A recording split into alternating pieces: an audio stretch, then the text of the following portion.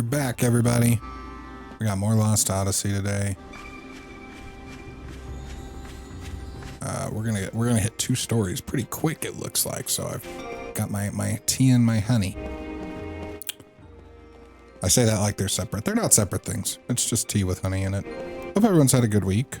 I guess I say that. I put videos out most days, but I assume you only watch one of them because who would want to watch me play that many games? Mom. And wife, I guess. So we were in the middle of kind of running around Numeria, looting everything. We had been captured by Numeria, but then released by Numeria as a show of goodwill, which is actually a show to try and get us to lead them to our, I'm going to say handler, for lack of a better word. And that's where we're at in the story right now. Seth knows the Queen of Numeria. Quite a few things happened. So we're on Main Street. So we've got 2 dreams on this street. Let's get those first. One of them is marked on the map. Okay. Ooh, that's a dog. Hold on. Are you the dog we were looking for? Crap, that's gonna throw me off. It's fine, we'll remember since it's right next to this. Is this the right dog? Must be the dog for the kid in front of the palace was looking for. Okay, so we found the little girl's dog. It's going back to its master on itself. All right, that's perfect. All right, well, since I already screwed up, I guess we'll loot while we do this.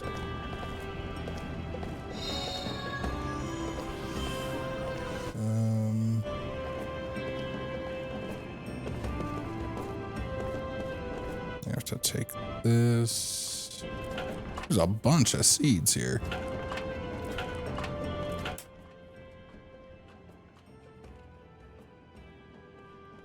I was gonna try and do the stories first, get them out of the way, but since I already grabbed one thing, I don't want to get lost in my setup here. God, we're at 7 slot seeds already. Or at least we will be with this one. Where's that treasure chest?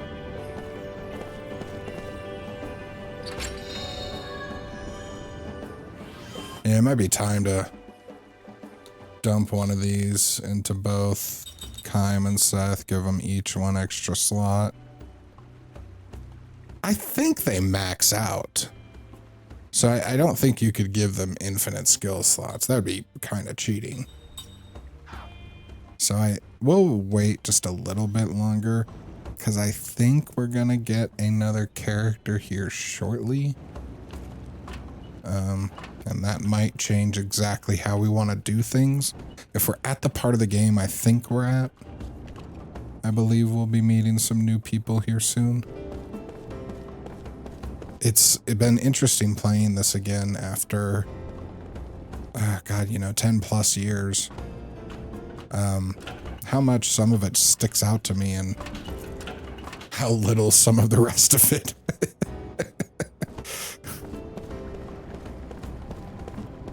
Not only that, but everything feels jumbled up. When I grow up, I'm going to be a mercenary. Why? Well, come on. Aren't they just so cool? My mom says I got to help out in the shop, but forget about that. If I was a mercenary, I'd be 1,000,000 times more famous than a soldier. All the nations in the world would want me on their side. It'd be so awesome. Well, here's one of them.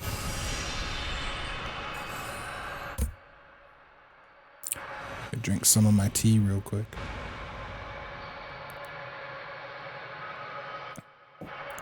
The dream has been revealed.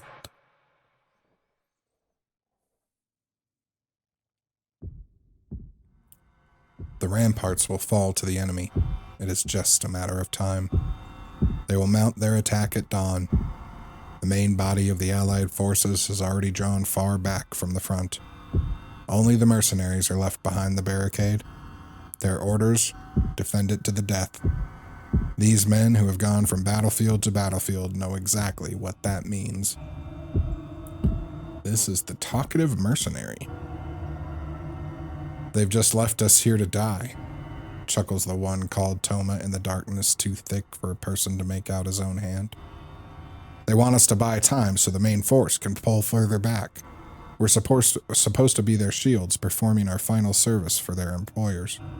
His dry, papery laugh shakes the darkness. Kime says nothing in reply. Other mercenaries must be gathered there around them in the blackness, but all keep their thoughts to themselves. Mercenaries have nothing to say to each other on the battlefield. They might be on opposite sides in the next battle. At a time like this, especially when they have to defend the barricade against the enemy's withering attack, they can't spare the time even to look at each other's faces. Kime knows nothing about the fighter called Toma. His voice sounds young. He probably has very little experience as a mercenary. If a man grows talkative in the face of death, it means that deep down somewhere he has a weakness that prevents him from becoming a true soldier. A mercenary with even a hint of such weakness can never cheat death and live to see another day. It is the law of the battlefield, and a man like Toma will only learn the law in that moment before he loses his life. We're done for. We'll all be dead in the morning. We'll have that silent homecoming they talk about. I can't stand it.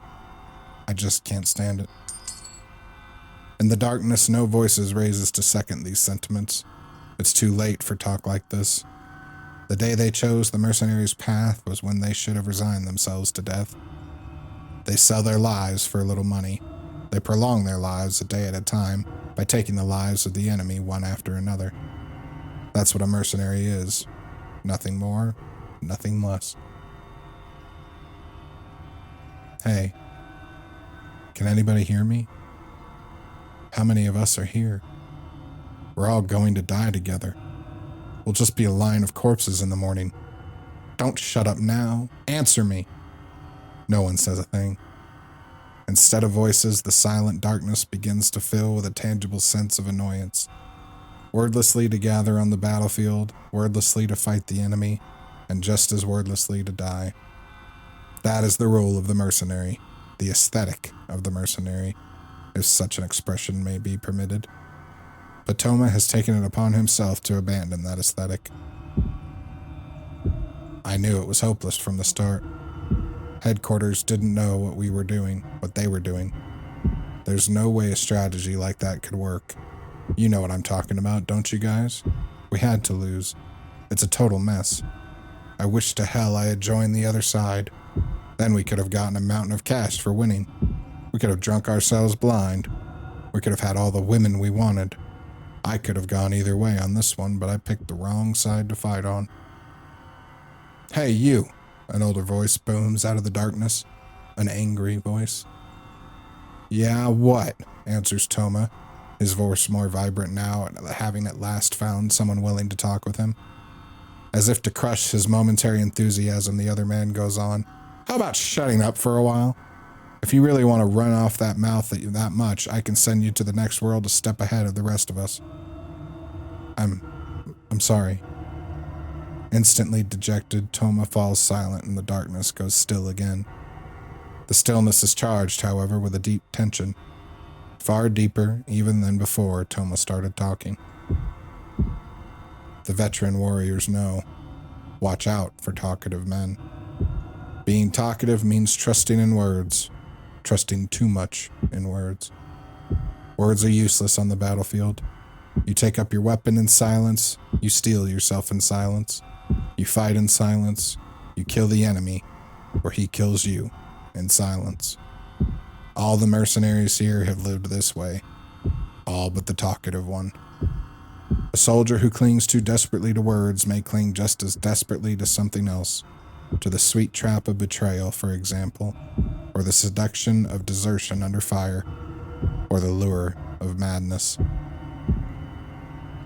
Kime has often seen pitiful mercenaries who, unable to endure the terror of being surrounded by the enemy, go berserk and attack men from their own side. Will Toma prove to be another such case?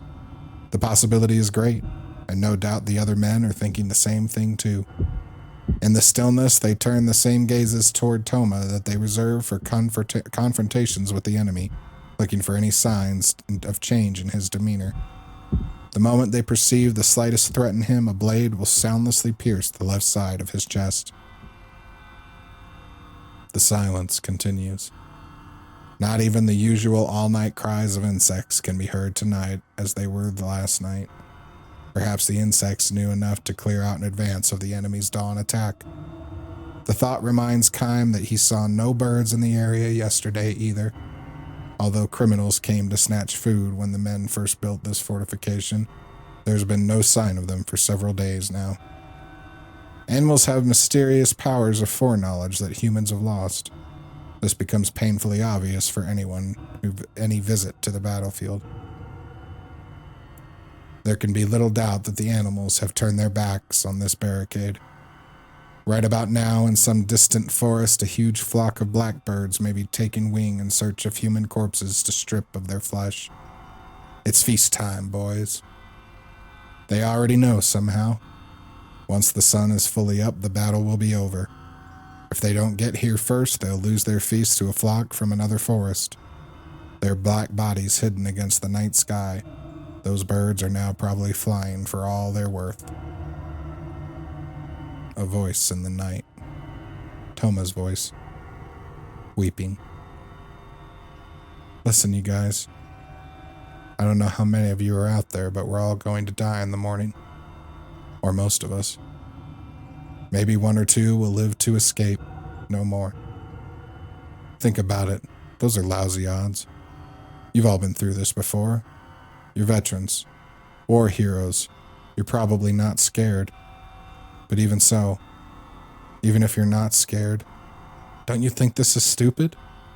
Huh? Tell me. You've been through a lot more battles than I have, so tell me, what the hell are we here for? We don't hate the enemy. We don't owe the leaders on our side anything, but we've got to kill the enemy and follow our leaders' orders, and we're still going to end up dead. Tell me, you guys, don't you think it's pointless? Don't you think it's stupid? The only response to Toma is the impatient click of a tongue in the darkness, followed by someone else's sigh of annoyance. I can't take it any longer, says Toma. I hate this. And now he is sobbing. All I wanted was some money and maybe something better to eat and maybe nicer clothes. I would have been happy with that. What a mistake I made, taking work like this. I never should have done it. Kime keeps all his senses open for movement in the night. Aside from himself and Toma, 5 other soldiers are crouching down in the darkness. Not bad. All are experienced warriors. They would have not been able to put up with Toma's whining otherwise. If they let themselves get angry and started shouting at him or grabbing him by the throat or wailing away at him, they would have just ended up consuming their strength and energy before their work started at dawn. If this is an assemblage of men who know how to keep their silence, the chances for life are much that greater, assuming, that is, that the talkative, weeping man does not become too great a burden for the rest of them. Still sobbing, Toma continues to curse his fate. Suddenly, something different. Something stirs in the silence. This could be bad, Kime thinks, sharpening his attentiveness still more. When dawn breaks, Toma will get in our way. Because of him, the possibility for life will wither. The mercenaries know that, and because they know that, they might do whatever it takes for them to secure themselves even the slightest added chance to live. I don't want to die here, I tell you. Not now, not here, like a worthless dog. You guys feel the same way, don't you? Moonlight shines down from a rift in the clouds. For a split second, Toma's tear-stained face appears in the darkness. He is even younger than Kime imagined from the sound of his voice. He is practically a boy. The clouds hide the moon again, and thick black darkness enfolds everything once more. A dull light stirs in the depths of the darkness. Without a word, Kime darts wind-like towards it. He was able to gauge the distance between himself and Toma during the flash of moonlight. Kime grabs Toma's arm, something hard falls to the ground. The dull light flashes again, this time at their feet, and melts again into the darkness. A knife. Driven by the fear of death, Toma was trying to slit his own throat. Toma twists away and tries to free his arm from Kaim's grasp, but Kaim chops him in the solar plexus. Without uttering a sound, Toma passes out. With Toma slung across his back, Kaim strides through the darkness. Eventually, Toma wakes up and thrashes his legs to get loose. Stop it! Let me go! Kaim lowers him to the ground. Every once in a while, the moon comes out. Check your direction when that happens. Go straight towards the setting moon, Kaim says gently. What the hell are you talking about? It's the only way you can get out of here. Kaim has chosen the thinnest part of the enemy's encirclement. Of course, there is no guarantee that getting through here will save him. From now on, Toma will have to believe in his own luck and abilities. Are you coming too? Toma asks. No, I'm going back. You escape alone. Why? You come too. Let's both escape. Come with me. Toma clings to Kaim's arm as he pleads with him, but Kaim gives him a hard slap on the cheek. The flesh of the cheek is too soft to belong to a veteran warrior. It is the flesh of a boy, a kid. You go alone. But why? To live. That's why. What about you? You want to live too, don't you? You should run away with me. You don't want to die, do you? Want to live? No. Kaim has no great desire to live. He lives because there is nothing else he can do. He lives because he has to. Toma is far too young, his own burden of life far too fragile, for him to know the pain of such a life. We live to fight. That's what mercenaries do. But get the hell out of here. You're ruining it for the rest of us. You guys will never win this battle, so why not run away? It's our job to fight. With that, Kaim turns on his heels and starts back the way they came. Toma stands there watching Kaim move away, and a moment later he himself darts into the western forest. To fight or to flee? Kaim cannot know which holds out the greater promise for life. He also believes it's better not to know. Except, I hope you make it, boy, he mutters, walking on. The eastern sky is beginning to brighten little by little. Soon the enemy's all-out attack will begin. From the western forest, a few birds take to the air. Perhaps it means that a small-scale battle has started in the silence, or that the poor young mercenary has been felled with his back to the enemy. Kaim does not look back or break his stride. He feels certain he has seen that talkative mercenary before the war broke out. The boy was selling fruit in the market along the highway. He was a good boy. Took care of his mother, the women of the market were saying. Live a long, full life, Kaim wishes for the boy, as he himself walks on, glaring at the lightening eastern sky. I don't know how to feel about that one.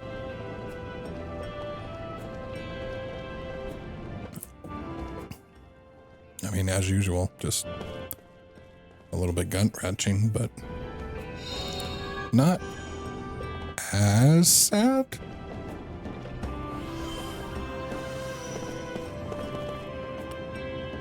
Okay. You again, child. Want to play with you again? Sure. Got the perfect hiding place. Want to hit? Well, it's a key. Okay. I don't know how that's a hint. There's one more seed before we make sure that we got them all.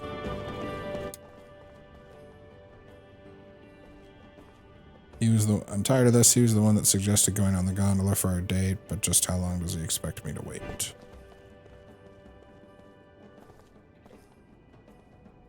Who am I?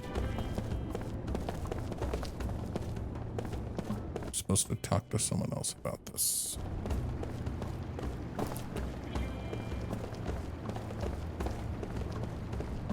Back here?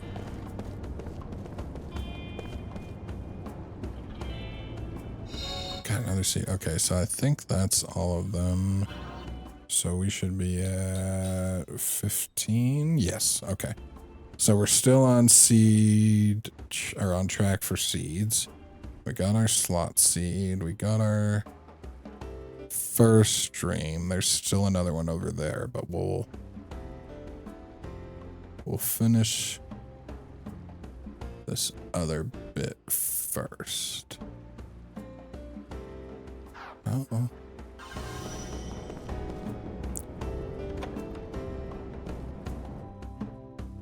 Oh, hey. That worked out. Found me. I thought for sure you'd never get me. How the heck did you get in here? It was locked, wasn't it? Well, hello there. Do you have the new key for me? Yep. My dad's busy, so I brought it over for him. Here you go. Ooh, thank you. My old key was broken, so I couldn't open the door anymore. I was told remaking the key would take days. Your father's an exceptionally skilled man, though. He did the job in a fraction of the time. Well, here's your payment. Say thanks to your father for me, will you? The guy who runs the shop is my dad's best friend, so he asked him to repair this broken key. So you snuck in with that key? That's not really fair at all, you know? Hey, it is too fair. Oh, here's what the shopkeeper gave me. My dad has a ton of these, so you can have them. Oh, mana earrings. Okay, let's see what those... We're still learning stuff, right? We don't have any reason to switch any equipment right now. I should check this before I start episodes, shouldn't I? That's skill link. I want equip. Yeah, we're in the middle of stuff. Okay. Well, let's see real quick. Ooh, okay. MP max up is nice. We might put that on Jansen. Well, no, we'll definitely put that on Jansen once the others have learned it. Yeah, very nice. Very nice indeed. Okay. Let me make sure. There's a seed in here somewhere. Wind bomb.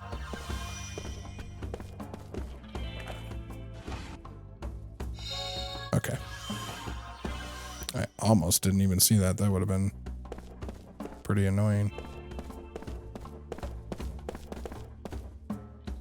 Do you have anything we should buy?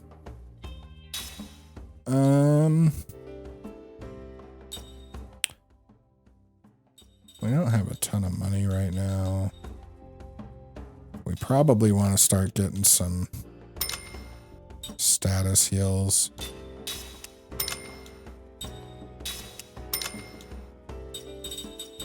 Don't need any bombs. I'm going to forego the healing medicines, but we will get a couple more mana herbs. I think we'll be okay with that for the time being. And I think we got everything too. Because we got the seed and it looks like everything up. Well, I have to go around to go that way? I really hope I didn't screw that up. Was I not supposed to walk forward? Okay. He'll watch me walk through, but I can't walk back out. It seems a lot. Oh, there's something shiny on that book. That might just be a book, but we'll double check when we go out. Okay. So now we want to talk to this guy, see what he has to say. This is strange. I'm supposed to meet my girl here, but she's nowhere to be seen. This is why you always double confirm locations. Oh, my girlfriend's waiting at another stop. Oh, crap. I did it again. Thanks a lot. I better get to her quick. What? Wait, what? You want me to get that box for you? Yeah, I'm sure. I like how I was like, why do you want that box? All right. It won't be much trouble. Pretty shrewd of you guys. I don't know how that's shrewd, but... Okay, what do we got in here? Oh, magic. Cool. Alright, and then I guess we need to go back and talk to his girl again. You'd think he'd just get over there and do it himself, but... We got a new product in today. The customers all love how beautiful it is. I wanted to keep one for myself, but it doesn't look like I'll be able to. What's the product? I want to know. Okay.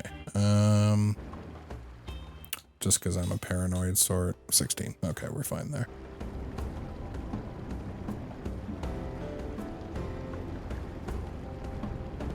And then we go back and talk. We also need to go in here.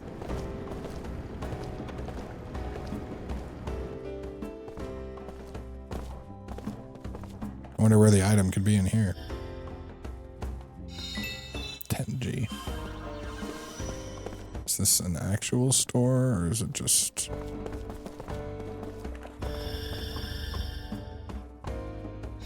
Another seed. What's up with you?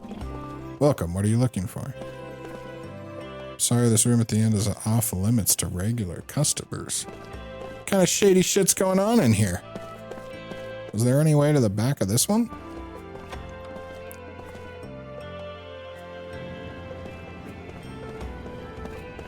Oh, there's no door over here. Intrigue. Okay.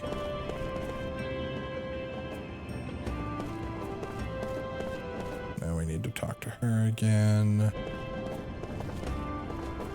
Well, I pulled off my gondola date, and it's all thanks to you. All right, you wanted the box, right? Well, don't worry, I'm on it. We just made this dude our gopher, apparently. Oh, minimum ear. It's another one. Let's see what this one is. Occasionally decrease the damage inflicted to magic by 0. You know, I love stuff like this in video games where it's like you a small chance to take no damage. How small a chance? Tell me the percentage and maybe I'll care more about you. It's very annoying. Okay, what's this door to?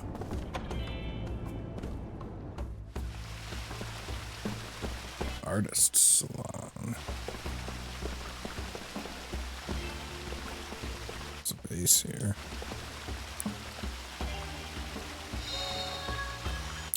Free healing herb. All right.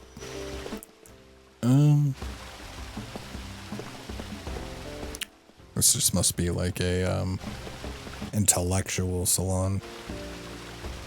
Although everyone seems to be standing on their own. You'd think people would be talking to each other. You know what they're all talking about? The shitty PlayStation State of Play we saw. Who's excited about another 5v5 hero shooter?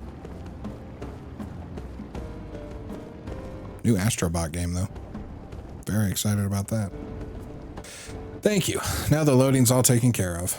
But are you sure this is okay? Won't the captain yell at you if he finds out how much you helped me? Don't worry about it. This sort of thing, we can handle in a flash. Yeah, think of it as payback for all the hot lunches you've made us. If you need any more help, just give us a call.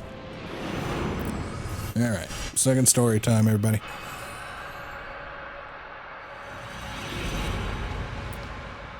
I'm going to be through my tea early on today. I've got some water here too, though.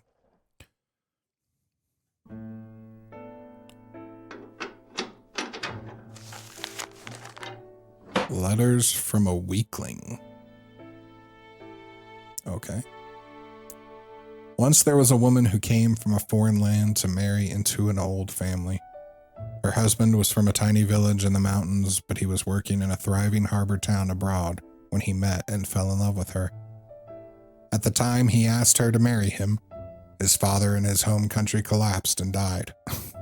Being the eldest son in his family, the young man had no choice but to return to his homeland, taking her with him, of course. Her name was... I'm gonna say Mina. Do we think it's Mina? Do we think it's a really weird spelling of Mina? I'm still gonna say Mina. Her name was Mina. This was not a name used by the woman of his homeland. Indeed, her name was not the only thing about her that was different. The color of her skin, hair, and eyes, and the language she spoke were all different. Had the young man's hometown been a harbor city where the people of many different lands crossed paths, there would have been nothing unusual about this. In such places, there were any great number of homes that welcomed foreign men and women into the family, generation after generation. But this is about as deep in the country as you can get.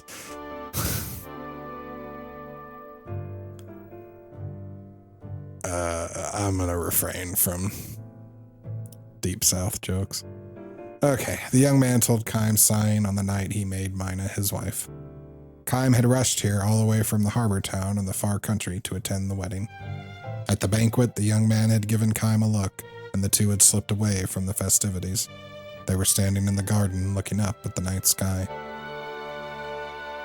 When the eldest son marries, his wishes are of no importance. What matters is family. The two families negotiate the engagement, and a bride is chosen who is acceptable to the groom's parents. That's how it was with my parents, and my grandparents did the same. I know what you mean, Kime said with a nod. Judging from the formal wedding ceremony, it was easy to imagine the highly conservative nature of the area, and just as easy to imagine that the relatives had not welcomed Mina into the family. Alex, Kime said to the young man. Yes, the young man answered, still looking up at the sky. You were the only one who could protect Mina, you know. I know that much, Kime. Mina is a wonderful girl. I know that too, of course. The three were good friends. Kime and Alex had worked together offloading ships at the same pier, and also together they have often gone to the neighborhood where Mina worked at an outdoor stall. Even now, Kime retains the bittersweet memory of Alex and Mina struggling to communicate in each other's languages. You know, Kime, Alex said that night under the sky. I think you sensed it too, but Mina was drawn less to me than to... Kime cut him short. Never mind, he said with a pained smile. Of course, Kime knew how Mina felt, and if he had responded to her feelings, she and Alex might not have been married here today. But Kime had held back. Instead, he had urged Alex to pursue his love for Mina and helped the two come face to face. He felt no regrets about having played the part of the unlikely Cupid for them. Destined to continue his never-ending journey, Kime was unable to love Mina in return. One of Alex's uncles stepped out of the house, drunk. Hey, Alex, what are you doing out here? He growled. The groom can't be absent from the reception. Sure, I'll be right there, Alex said, turning toward his uncle. Kime tapped him on the shoulder. Make Mina happy, Alex. Leave it to me, he answered with a smile. Come on, said the uncle. Hurry up. The groom's supposed to sit there the whole time. The entire family is here and we're going to drink the night away. He grabbed Alex's hand and dragged him back into the house. The man was all smiles with Alex, but when he glanced at Kime, his borderline polite smile could not disguise the gleam of distrust in his eye for an outsider. Kime was sure he had noticed that same gleam, though perhaps not as openly displayed, in the eyes that alighted on Mina. So that was the kind of village to which Mina had become as a bride. You'd better make her happy, Alex, Kime called out again toward his friend's receding form. I'm counting on you. But now the uncle had his arm around Alex's shoulders and was noisily monopolizing his nephew's attentions. Alex never heard those words from Kime, except the 4 other times Kime said it. It was 3 months later when Alex came to visit Kime at work on the pier. I'm in town on a buying trip, so I thought I'd stop by to say hello, Alex announced. But judging from the fatigue evident on his friend's face, Kime had a pretty good idea of his real reason for coming here. As casually as possible, Kime asked, How's Mina doing? With a feeble smile, Alex replied, After the wedding, things happened. Mina had been accepted neither as a member of the family nor as a resident of the village. There were too many differences in daily customs and culture. But the one thing that made Mina too different from the tiny village was the brown color of her skin. If only she could speak with people. Mina is trying her best to learn our language, but my mother and the other relatives make no attempt to learn hers. Not so much as a good morning or a thank you. They insist it's up to the daughter-in-law to do all of the adapting. Still, Mina was working hard to draw closer to Alex's family and birthplace. She would be the first one out in the fields in the morning, work without break until the sun went down, and do sewing until late at night. She would try to talk to people in the local dialect that Alex taught her, using gestures and body language, and she would apologize profusely with abject smiles whenever she failed to understand what they were saying. Kime could easily imagine Mina going through these exertions, which made Alex's report all the more painful to him. You should come to visit us now and then, Kime. Mina would love to see you, too. Kime responded vaguely with a silent nod. When Alex added, I want you to come and cheer her up, he said nothing in reply. What's wrong, Kime? Are you angry? I'm not going to visit. Why not? You promised me you'd make her happy, remember? We agreed that you're the only one who can do that. But still, sorry. I haven't got time for this. I've got to get this ship loaded before it sails at sunset. With this curt dismissal, Kime turned away and continued working. Alex stared at him from behind, looking frustrated and confused. Kime could feel his friend's gaze on his back. Because he could feel it, he kept working without another backward glance. Eventually, Alex gave up and left. Neither man spoke words of farewell.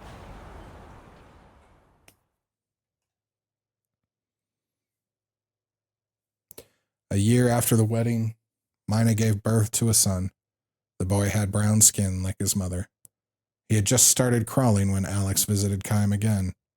There was talk of a divorce, Alex said.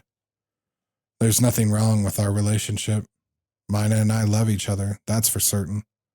But my mother and the relatives say there's no way they can accept a brown-skinned child as the family heir. His existence supposedly harms the marriage prospects of my younger brother and sister, too. So they want us to send the baby to Mina's family. It's gone that far. Alex had lost a great deal of weight. He was obviously living with that much pain every day, trapped as he was between family and Mina. None of this made sense to Kime. Kime, it doesn't make shit sense to me either. If you got a family like that, fuck those people.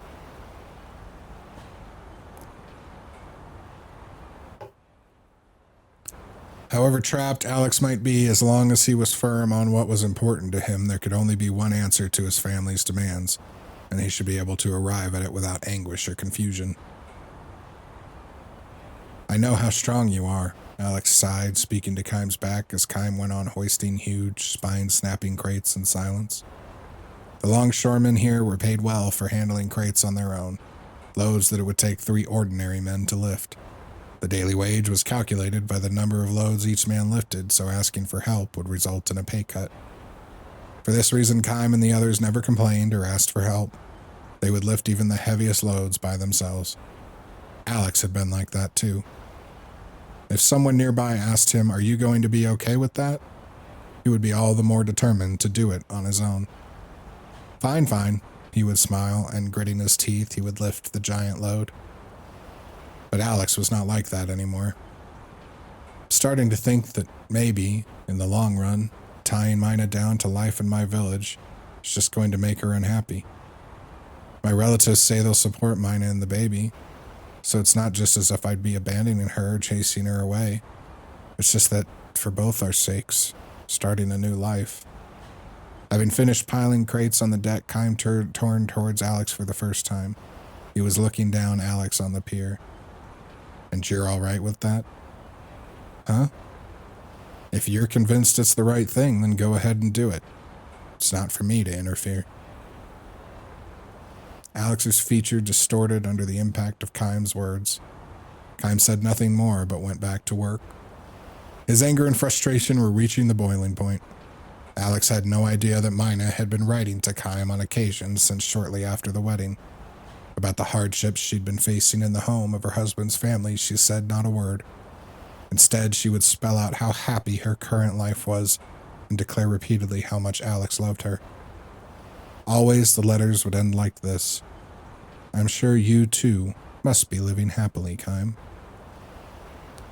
This is why Alex reported the situation at home had filled him with such intense anger and frustration. He had never answered Mina's letters. He felt certain that if he were to write her, whether with words of encouragement or comfort, or even playing along with her sad lies, something important that gave her spiritual support would snap in two. "Come see the baby, Kym," Alex pleaded. "Mina would be thrilled if you'd do that." Instead of responding to Alex, Kym called out to him from on the deck. "See that crate over there? Can you lift it?" The crate near Alex was the same size and weight of the one Kym had just loaded onto the ship. In the old days, Alex would not have hesitated to carry it up to the ship, every muscle in his body shuddering. Now, however, Alex gave Kym only timid glance, and smiling to hide his embarrassment, said only, "Not me." Kym said nothing more. He felt strongly that their long friendship had come to an end, though in fact, for Kym, whose life would go on through all eternity, it had been nothing more than a momentary acquaintance. Kym has been on his endless journey ever since. Now and then he thinks back to those bygone days. Both Alex and Mina long ago came to dwell amongst his distant memories, the kind of memories that revive with a deep sense of bitterness. And they are there to this day.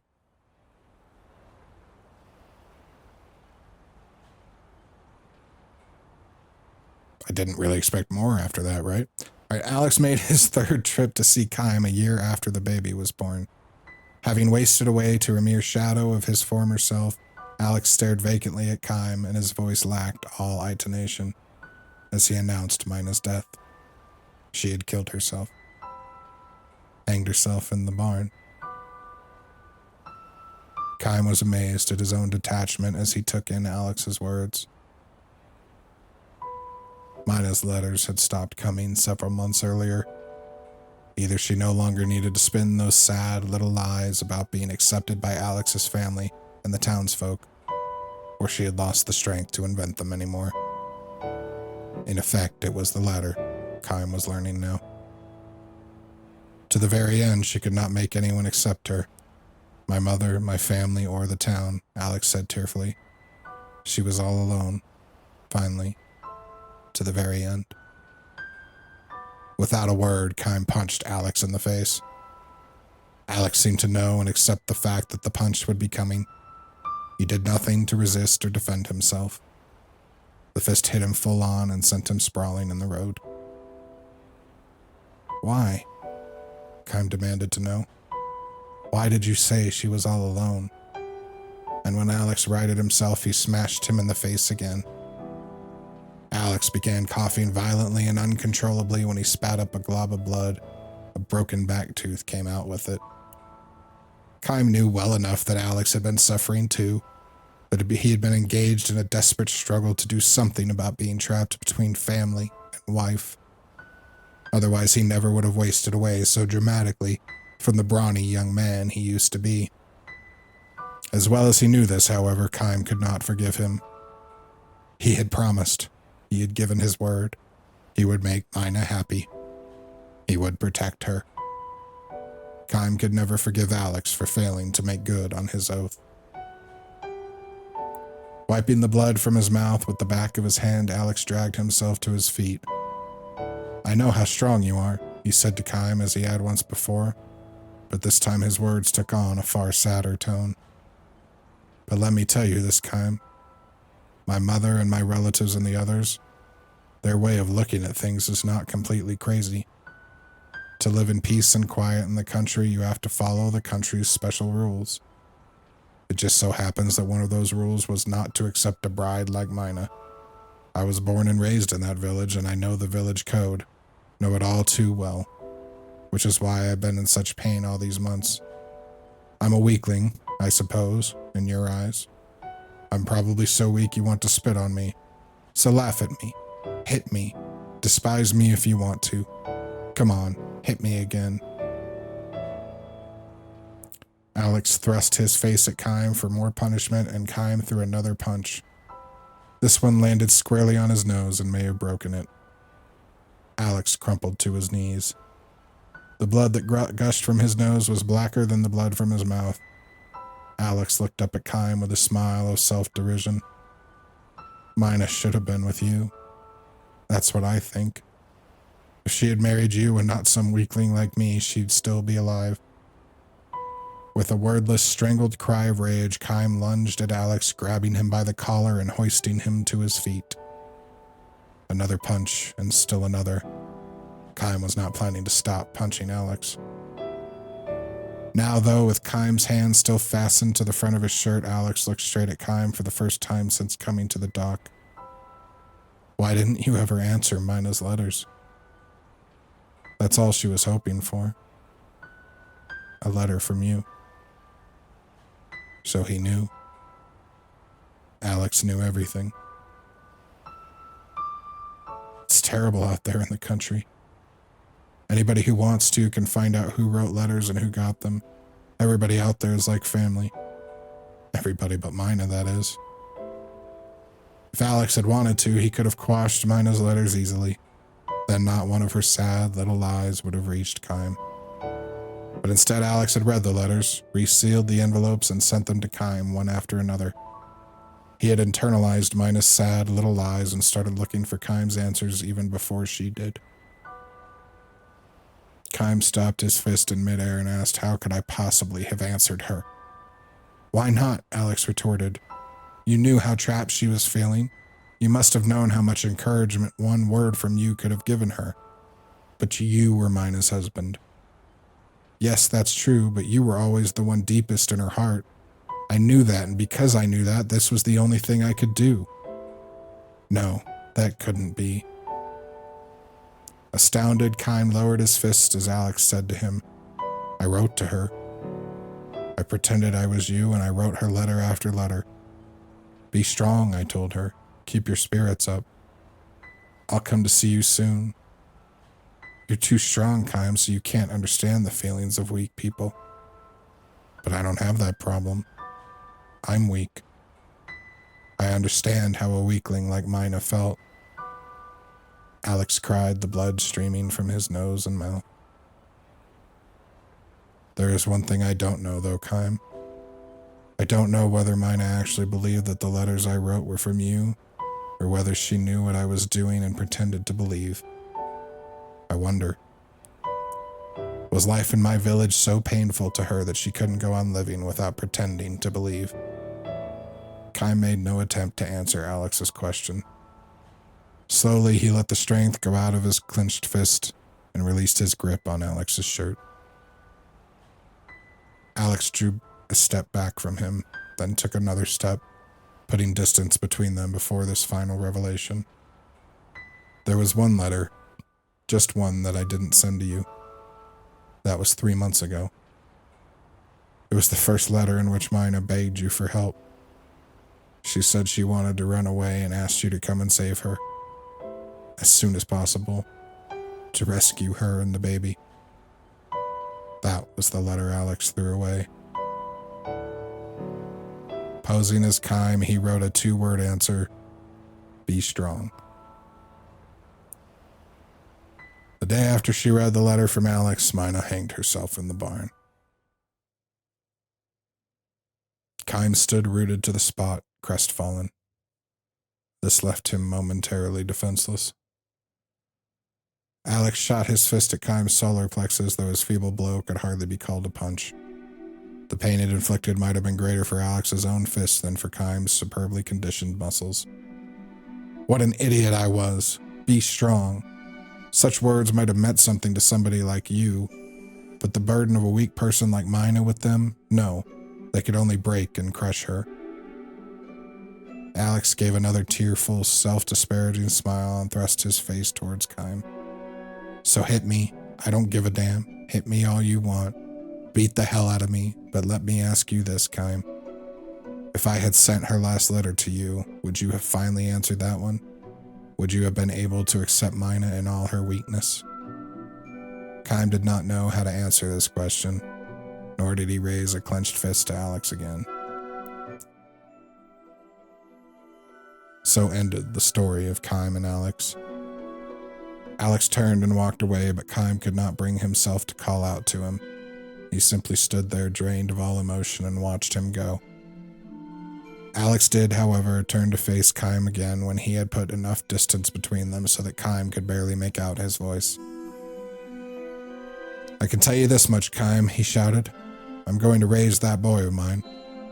I'll make him into a man of my village. I may have been too weak to be a husband, but as a father, I'll do better. I'll make him happy." Kime returned his words with a silent nod. Alex allowed the hint of a smile to show on his badly swollen face. Then he turned on his heels once more and strode away. Kime never saw Alex again. Even now and then, Kime remembers Alex and every now and then, Kime remembers Alex and Mina as he proceeds on his endless long journey. When he thinks back on what he himself was like in those days, wanting only to be strong in all things, the memory is a bitter one. If only he had been the person he is today. The present-day Kime would not have rejected such human weakness.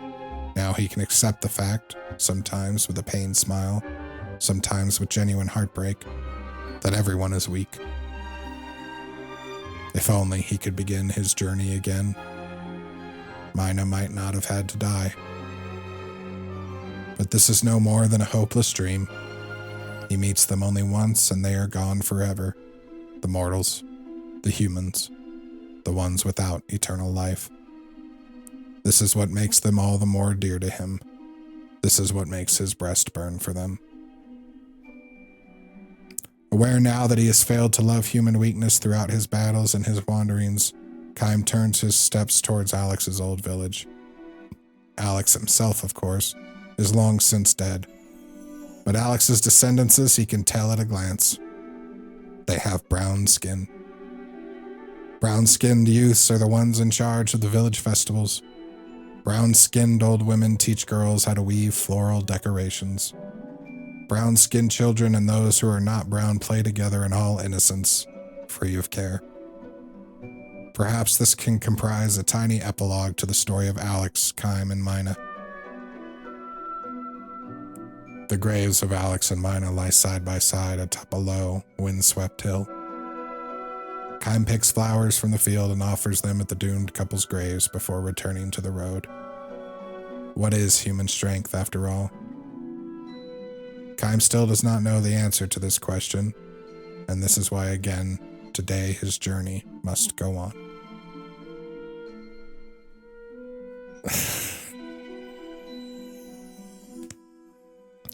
That one was a lot.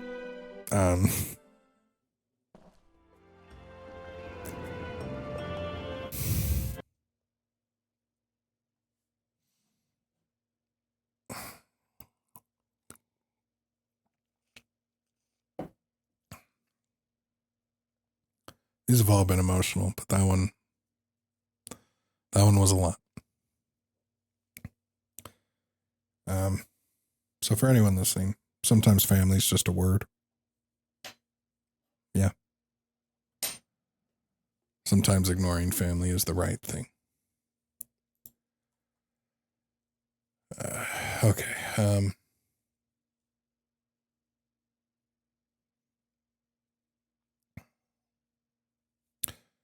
Hopefully we get a little break now. Okay.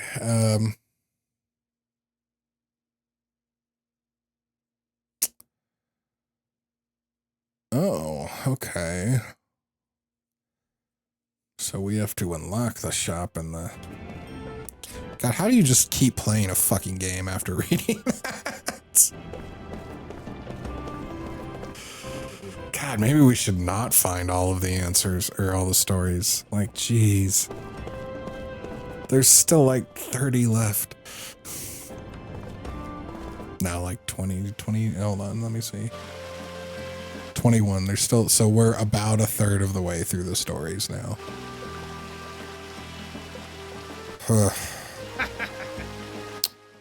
Welcome to my salon. Artisans gather from all over. It is the pride of Numeria. We're looking for someone named Hawk.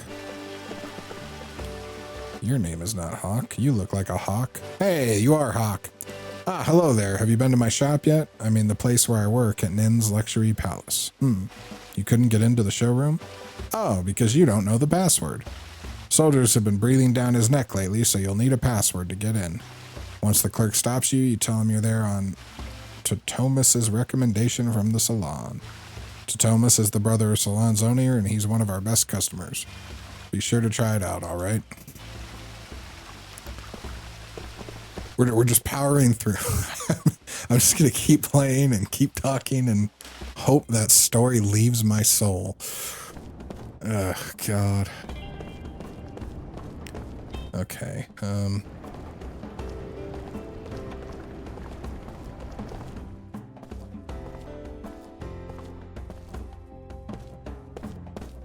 so, yeah, we can go back here now. Sorry, but this room is off limits. Say the password. So Totomus invited you. Please go ahead. Okay. I don't see any jars or plants here. Weapon and armor seller Nin. What can I help you with? Alright, do we have anything new here?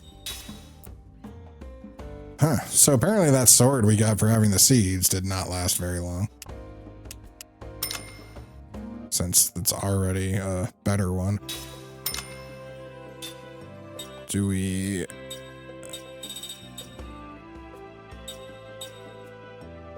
We have a platinum. Oh, yeah. Do we have a circlet?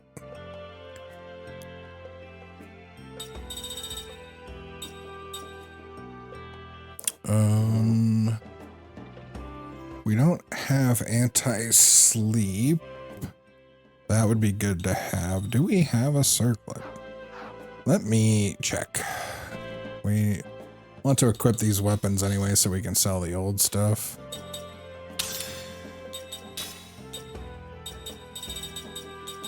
Does not look like we have a circlet.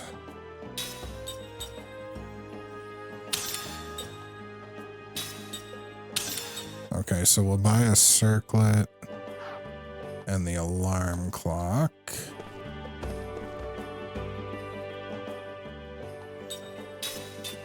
We'll get rid of this stuff.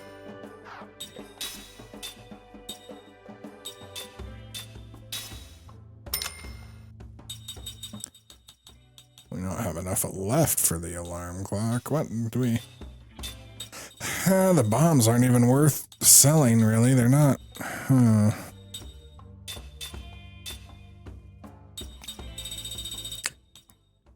We'd have to sell a lot of these.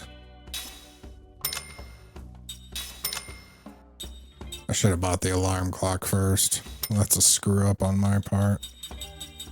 What was it? 480?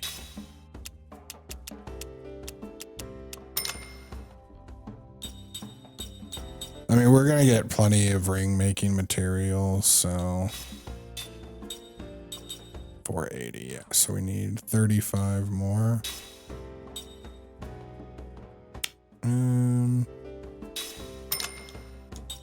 Just go with a nice round number on all these.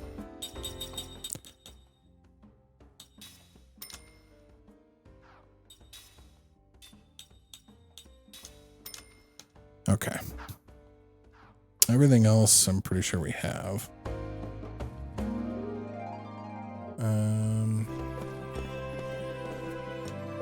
Oh, that's Totomus. Wait, do you sell rings?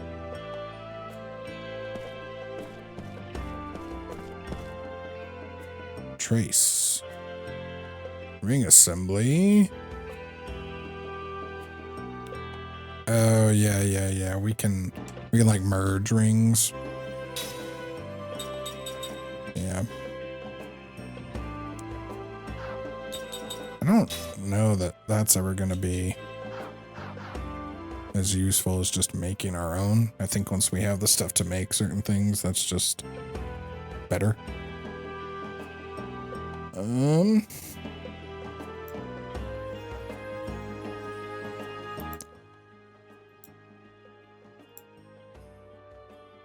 So looks like we want to go to Canal Street. Please tell me there's not a... Oh God, there's another dream coming up. Oh no.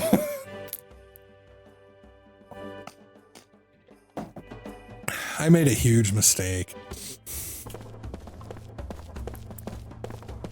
Ugh.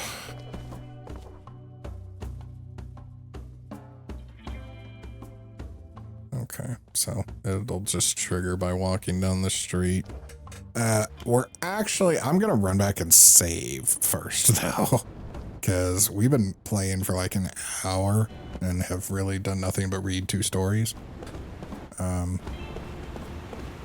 don't feel like I read that slowly.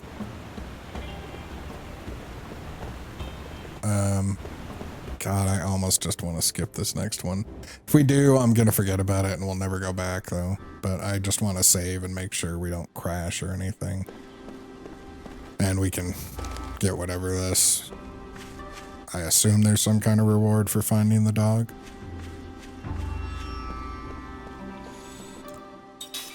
Okay.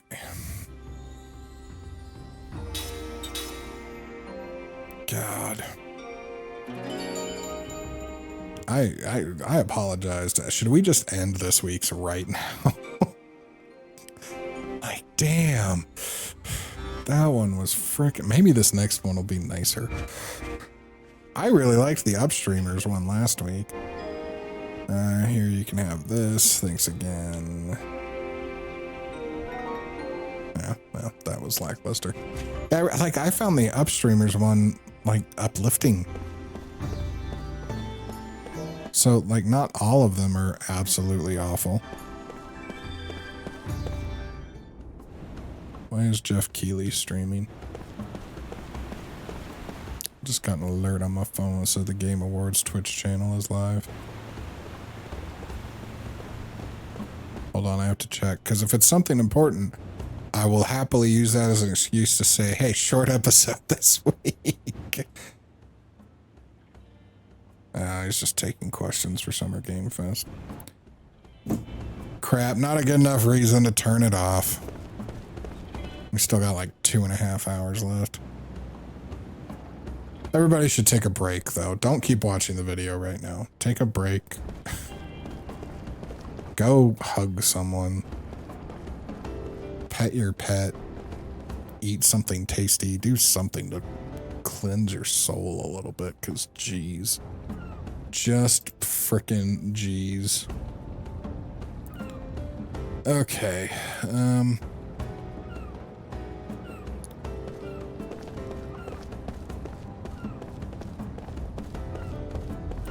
It's a good thing we have this map, because if I had to think and actually function after that story being stuck in my head, I don't think I'd be able to. Is this a friggin' save point? Did I? I ran all the way back there and there's a save point right here. Oh, God. Okay, keep going. I'm supposed to be looking for some chitlins, too.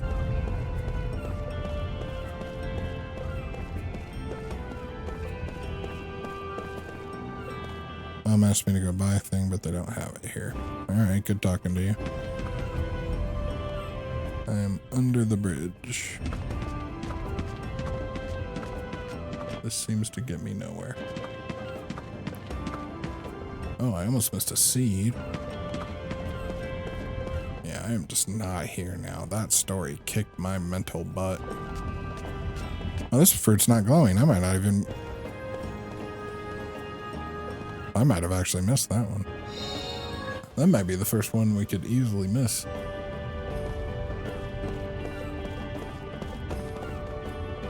Alright. That's why we hid the treasure in... Yeah, agreed. Whoa. Who are you guys? You want to join our club? Club? Oh god, do we have to find you guys and give you a secret passcode by numbers hidden on you? Grown-ups aren't allowed usually, but if you insist, we could put you through the initiation trial. I've played Majora's Mask. I don't want to do this. Alright, find our treasures and bring them back in. Mine's a red balloon. It's hidden somewhere near. Mine's a model of a gondola. Put it right next to something that looks just like it. Mine's a doll with a dress. She loves to go shopping down this road. If you can find them, bring them back here. Apparently they're all right around here, so...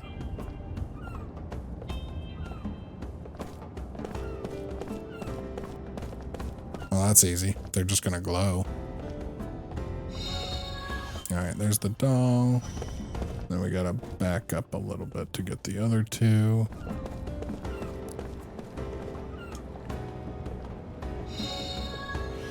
I thought it was supposed to be next to something of the same color. There's nothing else red there, is there? I guess maybe the carpet. This one at least makes sense. Gondola, near a gondola.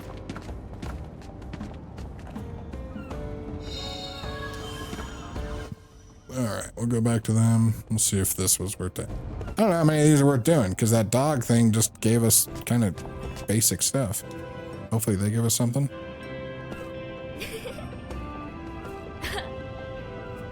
Alright. If it's a notebook telling me where everybody in town is, I'm going to be really upset.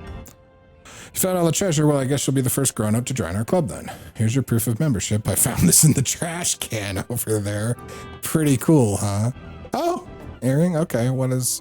Ooh, is that status? Is that the Kilion status? That might actually be a good get. It is. Okay, that's another immunity. So that is a good get.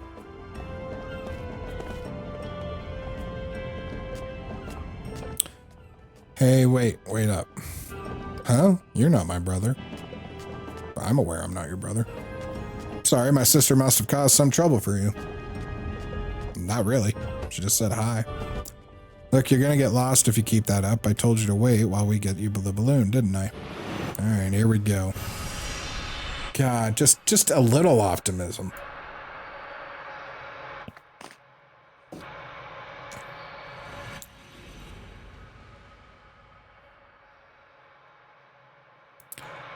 All right. Place your bets now on if we're gonna want to cry during this one too.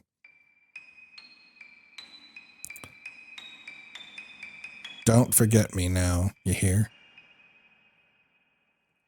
Brother dear, the cry comes from behind as he wades through the post-town's crowds. At first, Kime does not realize that the person is addressing him, and he walks on in search of lodging for the night. But the cry comes again, all but clinging to him. Brother dear, big brother. This is puzzling. He last visited the town 80 years ago. There can't be anyone here who knows him. Wait, big brother. Don't go. His puzzlement begins to take on an eerie edge, for the voice addressing him as Big Brother can only belong to an old woman. Ooh, ghost story, I like those. Without letting his guard down, he turns slowly. Just as he thought, it is an old woman. Dressed in the clothing of a young girl, the tiny old woman is looking straight at Kime with a bright smile on her face.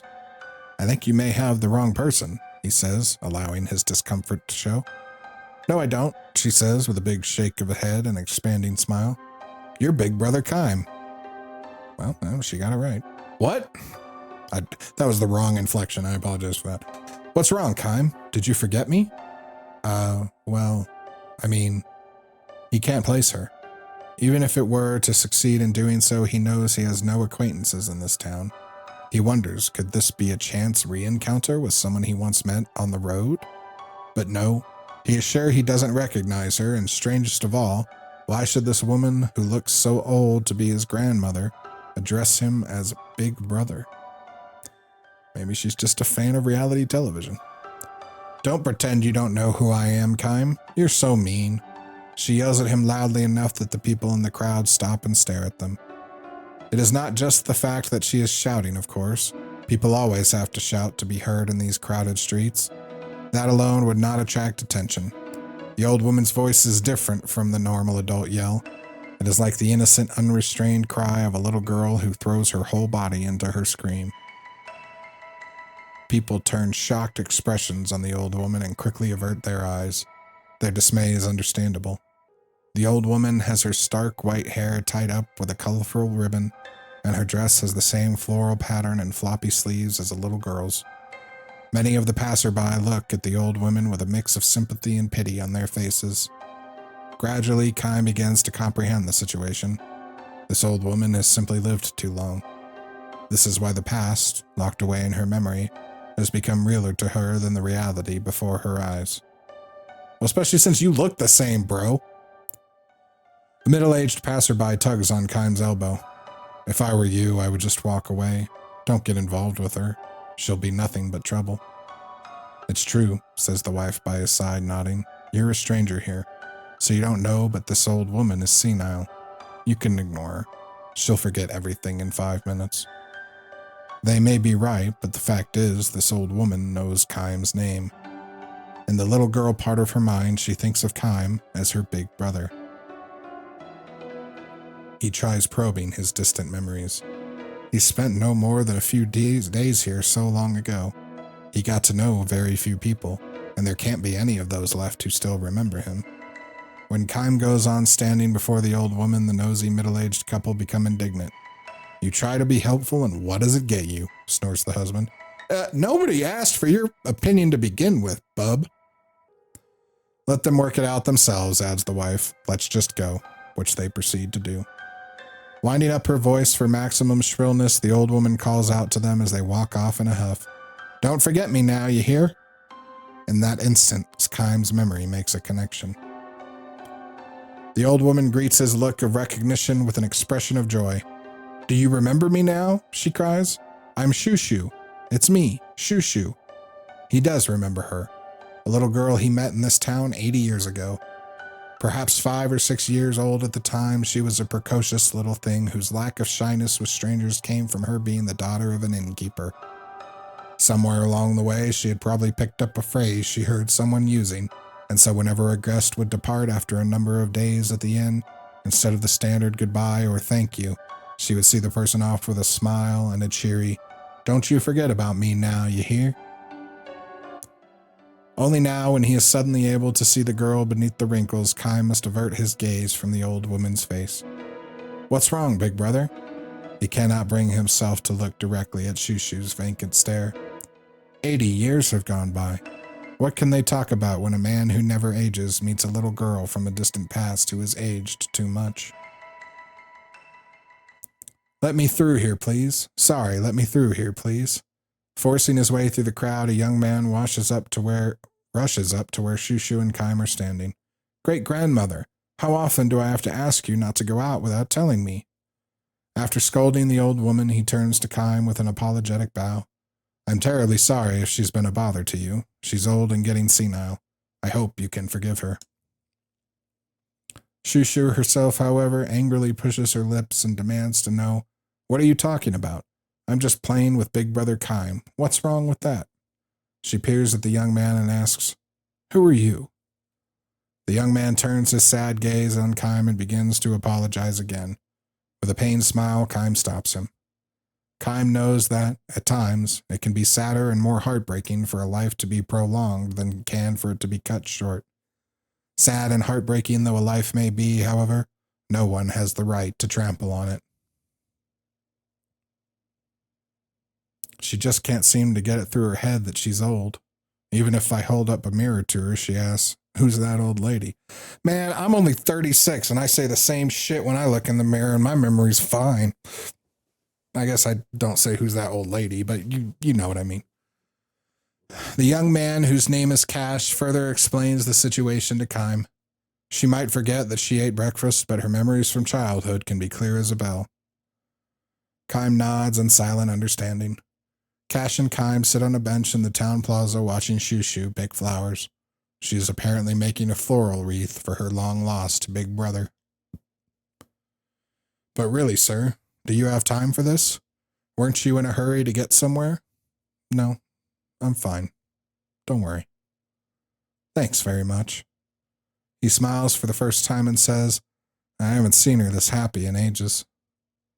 The young man seems convinced that his great-grandmother has encountered Kaim, a person who resembles someone she knew as a child. Kaim allows him this. He knows that Cash cannot, and need not, imagine the existence of a person who never ages. Her health has really deteriorated lately. Whenever she runs a fever, we wonder if this is going to be the end for her and we prepare for the worst. But then she springs right back. Sometimes we joke that her mind is so far gone she's forgotten to die. Kaim sees the young man in profile. Cash has a gentle smile on his face and as he speaks of his great-grandmother. No doubt when he was little she used to hold him and play with him. Grown up now, Cash watches over his great-grandmother like a parent watching his own child. He calls out to her, "That's nice, great-grandmother. I haven't seen you weave flowers together like that for a long time." Squatting in the grass with a fistful of flowers, Shushu answers, "That's not true. I made a wreath for him yesterday." Then she says to Kime, "Isn't that right, big brother? You wore it in your hair for me, didn't you?" Kime cups his mouth or hands around his mouth and calls back to her, "I certainly did. It smelled so nice." Shushu's face becomes a mass of joyful wrinkles. Overcome with emotion, Cash bows his head. Kime asks Cash, "Are you the one who takes care of her?" "Uh-huh. Me and my wife Cynthia." "How about your parents? Or even your grandparents? Are they still living?" Cash shrugs and says, "I'm the only other member of my family left alive." His grandparents both died in an epidemic 20 years ago. His father lost his life in the war that enveloped this area 10 years ago. His mother, Shushu's granddaughter, aged more rapidly than her own mother, and the lamp of her life was snuffed out 5 years ago. So my great-grandmother has had to keep holding funerals over the years for her children and grandchildren. Before we're noticed, she had become the oldest person in town. Must be lonely living that way. "I'm sure," answers Kime. "Might even be a kindness of the gods to let people fade out mentally when they've lived too long. At least that's how I've come to see it lately. You would think she would feel lonely to be left behind that way, but she's not lonely at all. To live long means you have a lot of memories. Maybe it's not such a bad thing to live in the world of your memories during the last days of your life." Shushu stands up, her arms filled with flowers. "Big brother Kime, I'm going to make a floral wreath for you right now, and if I have any flowers left over, I'll make one for this other person too." Kime and Cash look at each other with bewildered smiles. "Why are you smiling like that?" Shushu asks. "Are you two friends now?" She opens her wrinkled, ringed eyes wide in surprise, gives the two men a joyful smile, and collapses into the grass. Cash starts to run for a doctor, but Kime grabs his arm and holds him back, saying, "You'd better stay with her." Ironically, Kime, who can never know what it is to feel like... Oh, God, I read all this wrong. I'm sorry. Ironically, Kime, who can never truly know what it feels like to age, has been present, for that very reason, at countless deaths over the years. His experience tells him that Shushu will not recover this time.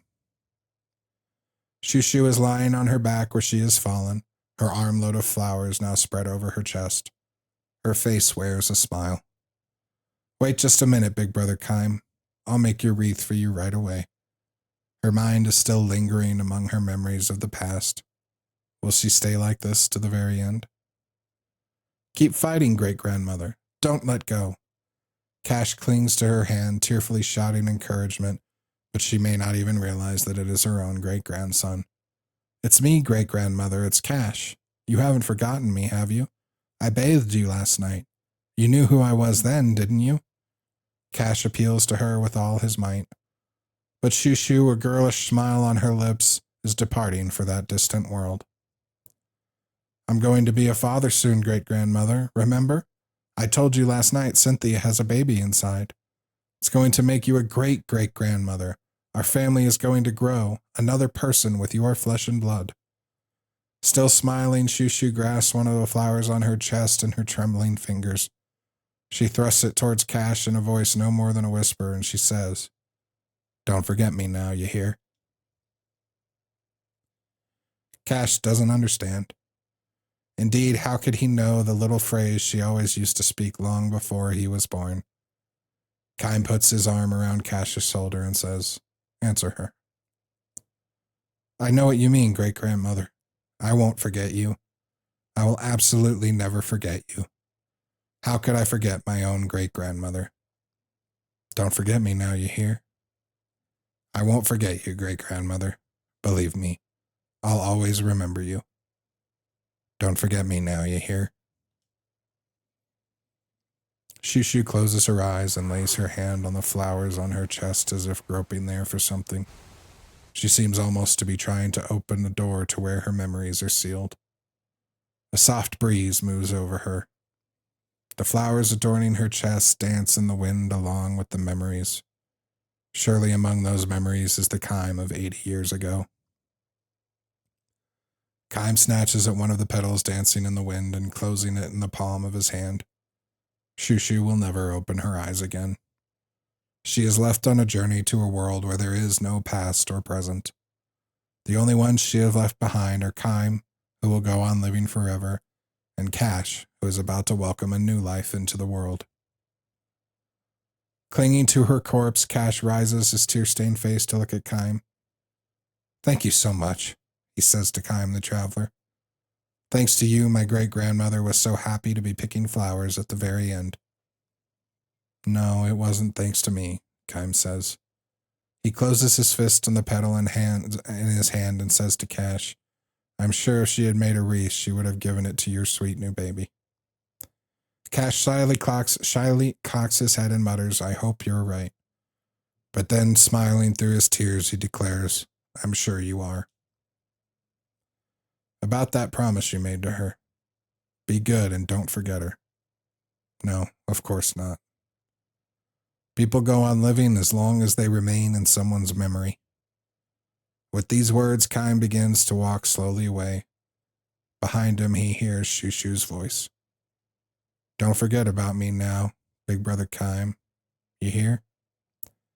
It is the voice of the little girl from 80 years ago, ringing ever clear, sweet and innocent, declaring farewell to the man who will travel life forever. Okay, I can live with that one. That one's sad in a different way. That's an uplifting sad. I don't know. That one's a very positive sad, and as strange as that sound, I'm sure everyone has encountered something in life like that where, despite something being sad, it's still a positive. And I think that story in that type of situation is one of those things.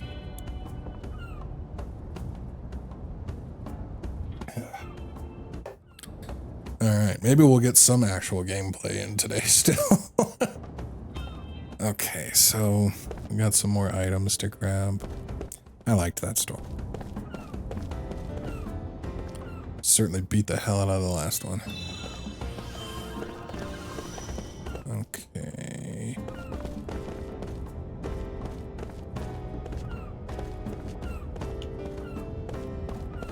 These ones are a little tricky because you gotta get them off a branch. Okay, so that should put us at 39, so we want to see 19 here, right? Yep, okay. And we got something here. I really should have found something that showed me what items were what. I guess maybe it does that so that it doesn't just give everything away immediately. Okay, and now we gotta go back and loot some stores. I would love to actually be able to fight in advance, but it is nice to have just some looting to break up these stories with, both for my voice and just for the emotional weight. Hopefully we can stay on the lighter side for the rest of this episode. That one felt like a good kind of cleansing after the previous story, so hopefully we can kind of stay on that path.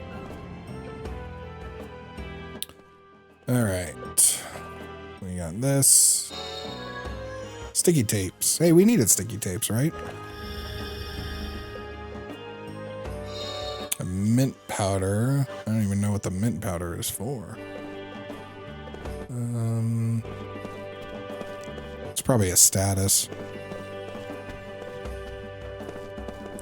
Got this over here. Mysterious perfumes. I don't see anything else in here. Can we go in here? Yes, we can. Pot. Healing herb. We can't get to that chest. 10G.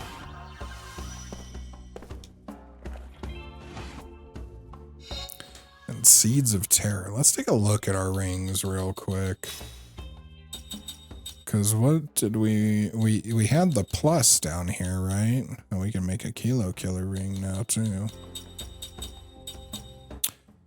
Guardian ore. So we still need one more guardian ore to be able to get our damage up.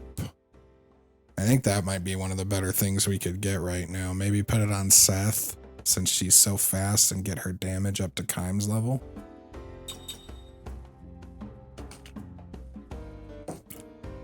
I don't hate that either. GC down, that could be useful. So we'll have to keep our eye out for more guardian ore. Alright, 6 items, 6 items. So that's all there. Looks like we got 5 items in the next one. Ugh, these stories, man. I'm a pretty avid reader. I think these are rougher because they're all, you know, kind of short stories, so there's a lot more packed into a smaller amount of words than if you're reading a novel. Some on the table here. 1. Come on, I see you. 2. What are you fighting about? 3. There's only 5 in here, not insect innards. That must be for a bug killer, maybe? I wonder if bug killer's a thing.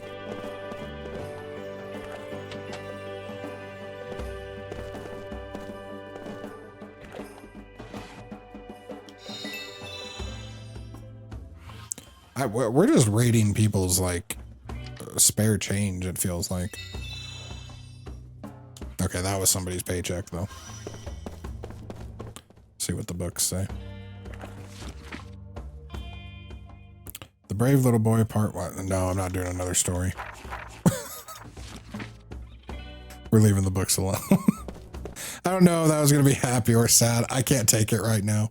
And it's not one of the memories, so I'm just letting it go. We got 4 in the next spot.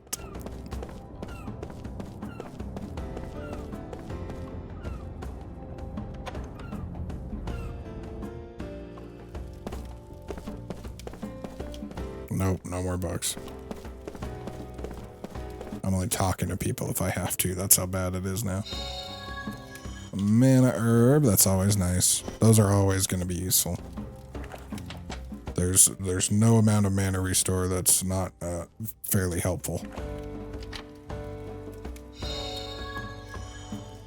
Flare bomb. Maybe I read it wrong, because there's 2 chests here. What would we call this? A chest? A dresser? Is this a vanity? Is that what a vanity? Okay, so I can't get to that one. My whole life, I've never really understood what a vanity is. Email me and let me know. All right, that's all of that.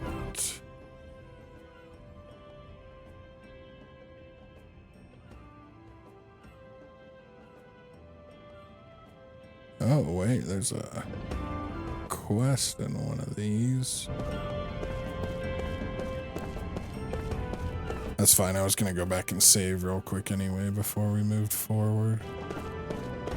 We're going to the... Yeah, I'm pretty sure we're about to meet some more characters too.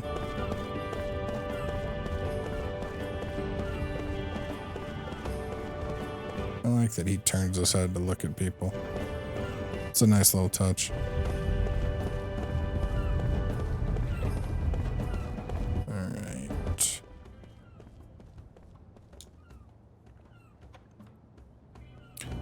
I wish I didn't have to keep up or look at stuff for quests like this, but I'm worried maybe one of them will lead to a story.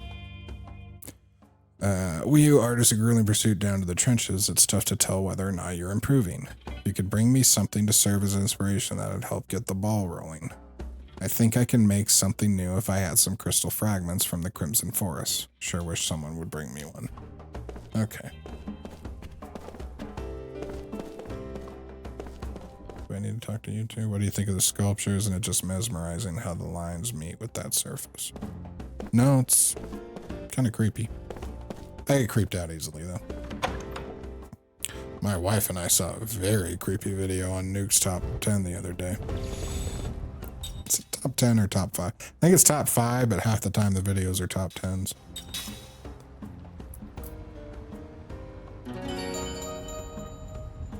Okay. Hey, look, we can leave for a little bit. We might actually get to play the game a little bit for a while.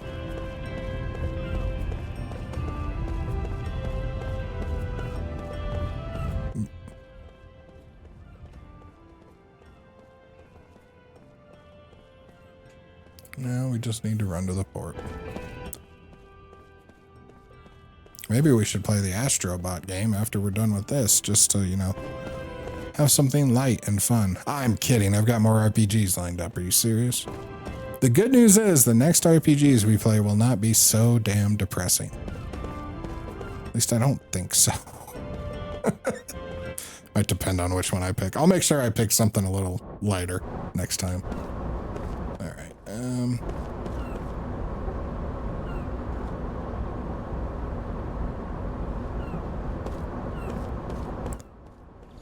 We'll just make a save here too. I guess I literally just did this, didn't I? I didn't need to save again. I'm a paranoid person. I see a save point and I tend to save.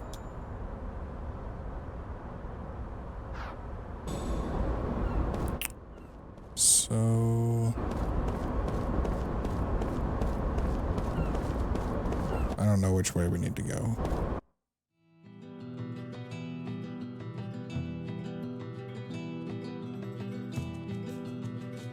We don't have a destination. We could go to the Crimson Forest. It's not the way this says we're supposed to go, though.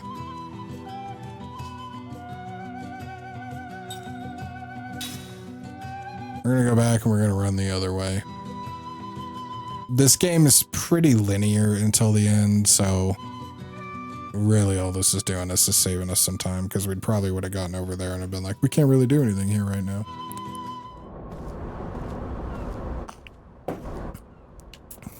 When we get to disc 4 and start cleaning up all the big end game side quests, we'll have a lot more freedom. Yeah, because yes, this game was 4 discs on the Xbox 360. Now we are playing a digital version on the Xbox S, so we won't need to worry about any kind of disc switching. Okay, yeah, this is where we want to be.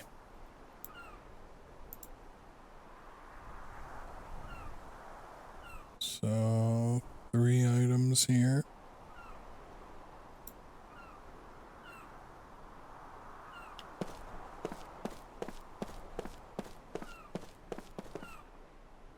Did I move my map? Nothing over there. Oh, this one's obvious. What do we got? Sandman. See, I didn't see that on anything we were planning on building right now either. Yeah, here we go.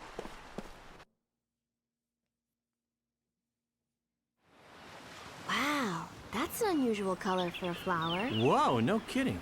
Girls like flowers. Hey, mind letting me have one? Ow! Don't pick 'em! Hey, you little brat. Next time, say that before you hit someone. You got that, kid? Shut up, you old geezer. Geezer? Old? Oh, I'm going home. Did you plant these flowers? Nuh-uh. They're just flowers that grow around here. Mom says they're really rare. What are they called again? Tenderflora. Yeah, what he said. Mom loves these flowers. They never wilt.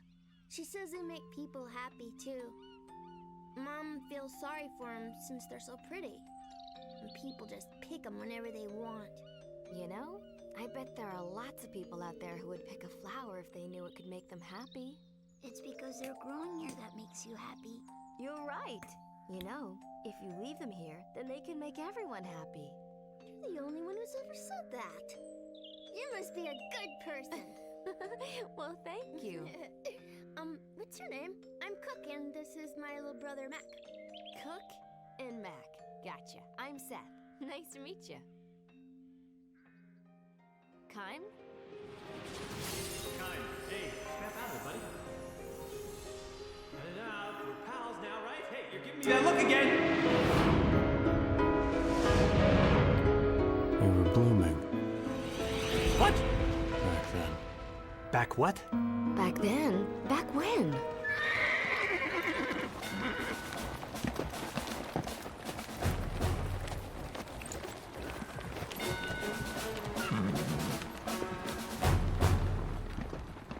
Check it out.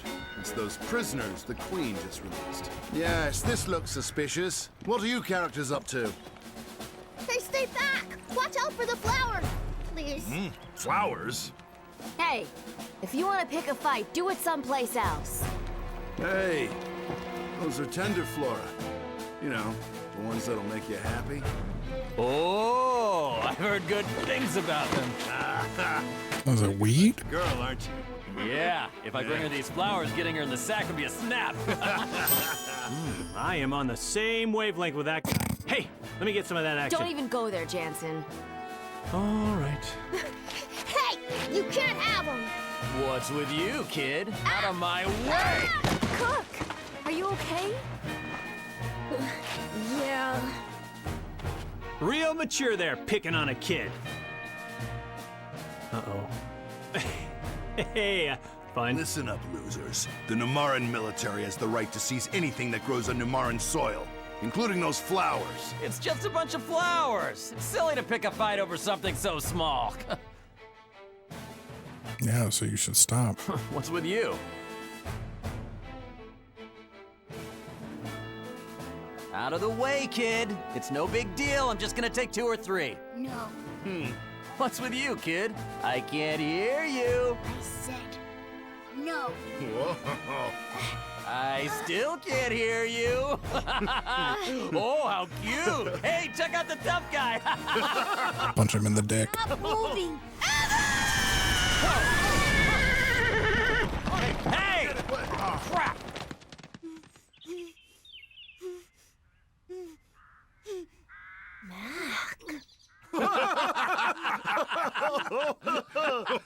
What the hell's got him so worked up? Hey, we could use this kid as the official flower guard. We've got quite a crew of strangers and brats here, eh? Why don't all of you get lost? You're mucking up Numara. Get your hands up here! You idiots are the ones who should get lost!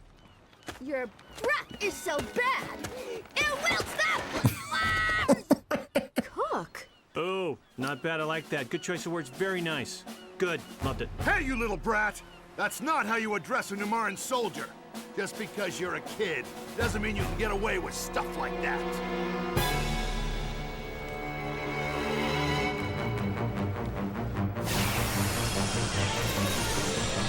They're gonna be really pissed off they let us go now. I did not think we had a fight here. I wonder how long your chivalry will last. So...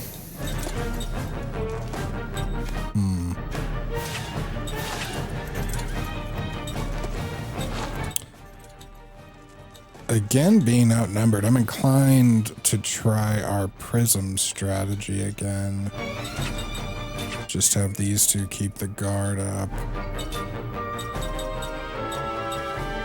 And we'll just... It's going to take 2 turns because of the charge, but... I think it's the best strategy with this many. Because even at best, Kime and Seth are going to take down maybe 2. So we're still going to get pummeled.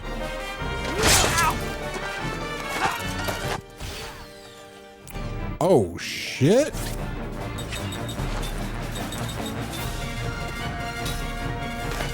Now I'm really glad we did that.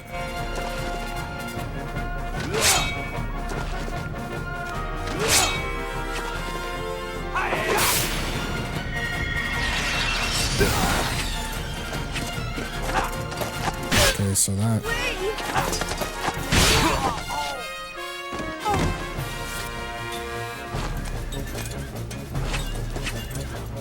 Shit.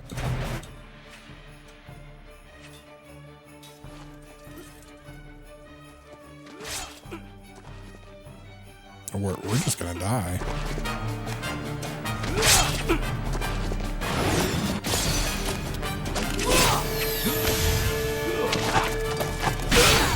Huh.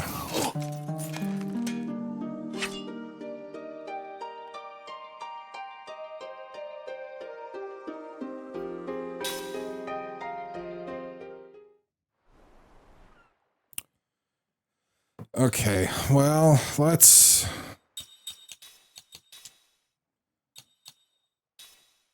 I don't need the run shoes on him anymore. Where's my... Yeah.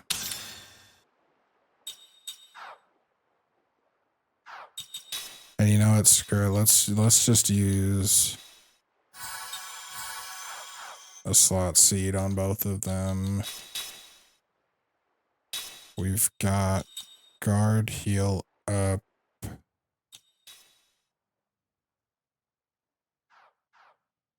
Didn't we learn the stand? Oh, he's still learning stand ready. Okay.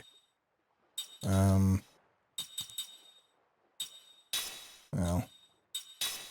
There's not a ton of other stuff to put on right now then, I guess. Like, they were going to get at least one slot seed later anyway, so. Yeah, because she's got stand ready on with it.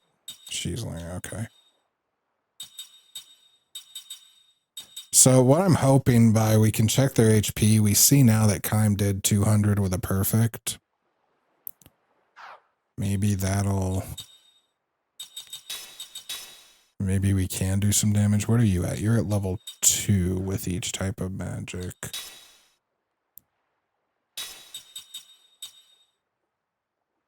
So we do have defense increase with all shield. That's a 1-turn cast. Longer one, but we should get it in 1 turn. I don't have any spirit. He can't use spirit magic anyway. Okay. Well, we'll try this again. We'll see if maybe this sets us up a little better. I kind of wish maybe I haven't been good enough about learning skills. It really feels like we've been getting, like, I remember there being way more random encounters whenever we're in fight areas than we've seemed to have been getting.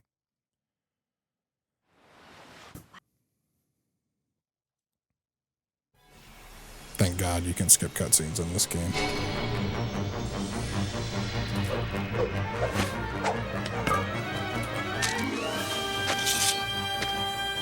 I wonder how long your chivalry... So, if they have...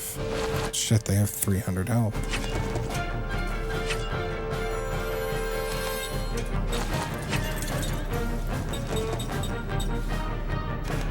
Huh.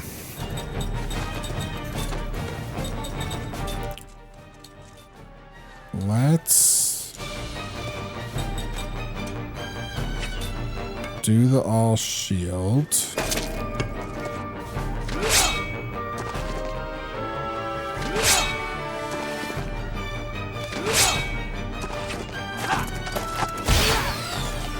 That just hits so freaking hard.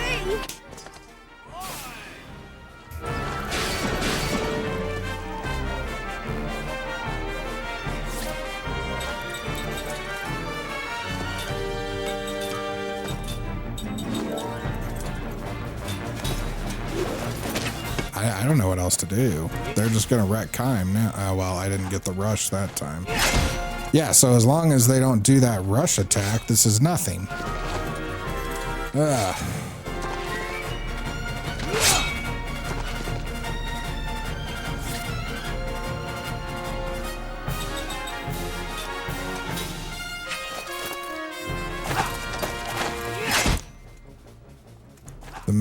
God, we're screwed the minute we get a rush. We're screwed either way.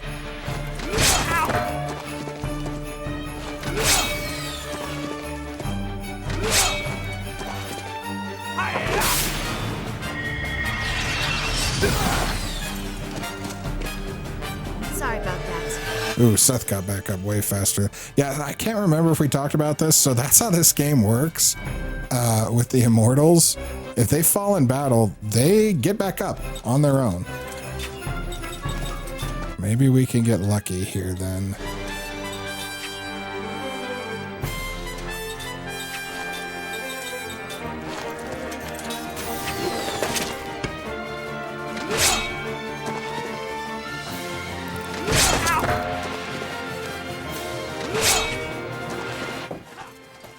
Well, Seth's dead. Oh, nose kind. Oh, they're both dead.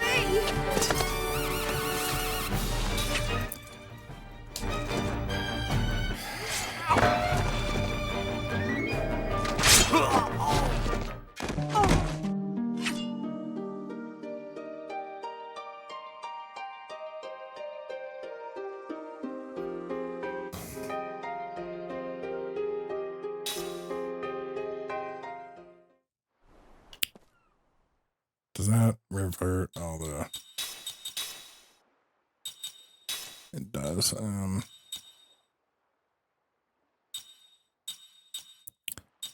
Well, I mean, we know what their health is now. Is there something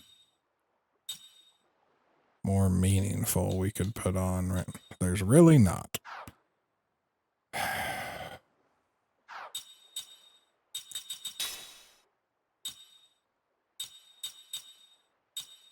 Did we have bombs, right? Maybe I can use a bomb.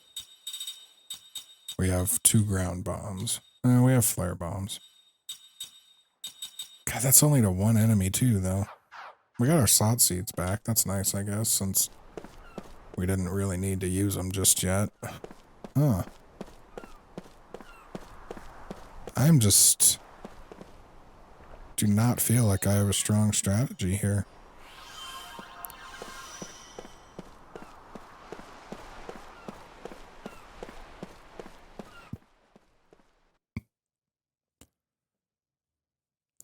That rush does not care about my guard at all, it seems like.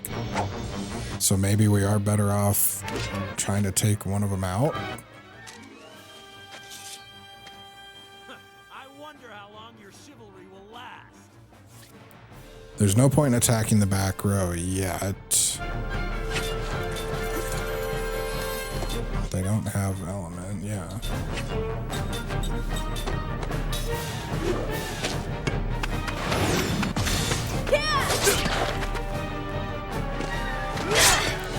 Oh, we're gonna stop the one from getting an attack. We got lucky and picked the right one.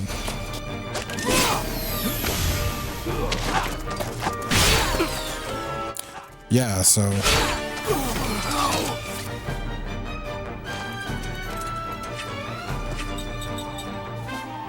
we're gonna defend.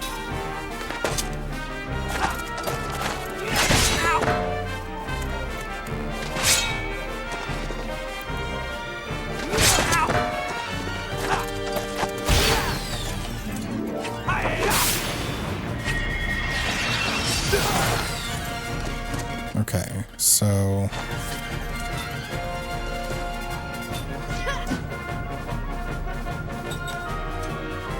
if we get rushes, we're dicked again.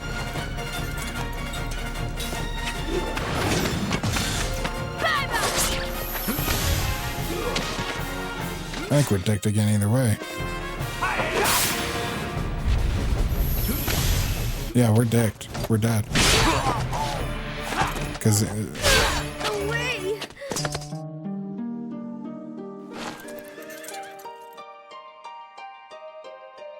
like, we were not gaining experience anymore the last time we fought. We could not... we would have had to spend hours grinding to gain a single level. We are in no way underleveled. Maybe...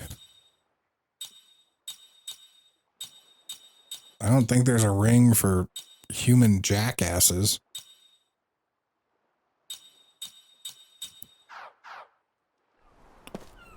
I guess we're just getting really, really unlucky.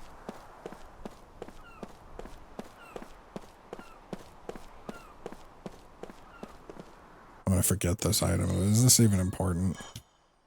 Sandman, Sandman. What's a Sandman suit? Oh, what if we tried statusing them? Do we have?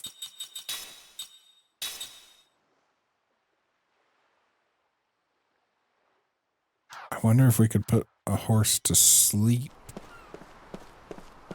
Let's try that. Let's try that.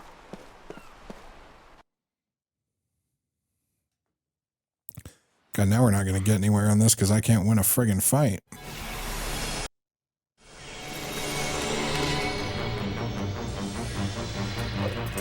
Do not remember the game kicking my ass this badly.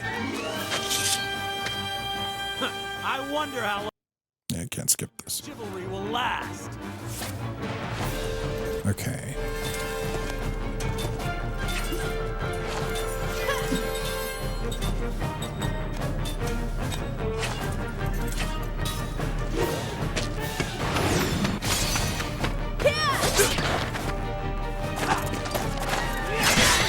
Well, if the sleep works, we get to avoid a horse attack.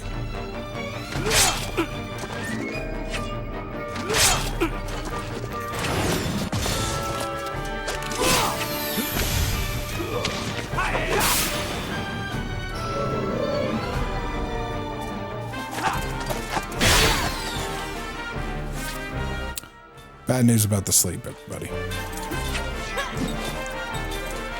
What about paralyze?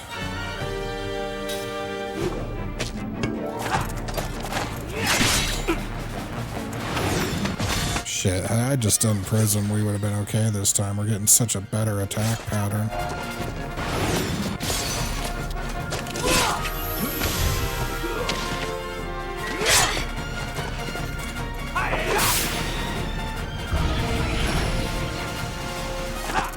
Yeah, this is gonna be a rush.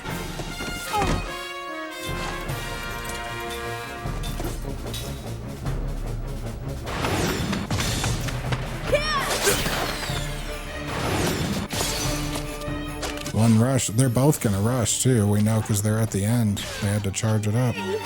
This is gonna kill me.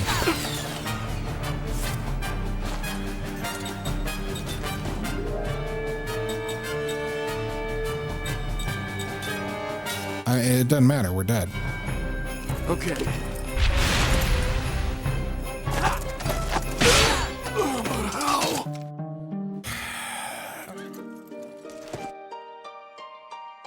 Well, you know what? We're going to take our break for a minute.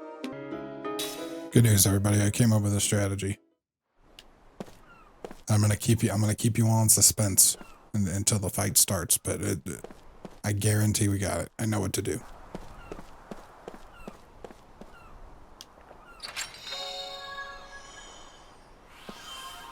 And that's integral. We have to get that chest or it's all over.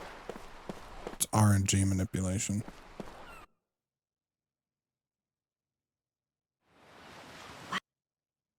Wow, that's I hit the wrong button to skip. All right, you ready? You know what the strategy is? I call it the Pharrell and Daft Punk strategy. We have to get lucky. Wonder how long your chivalry will last.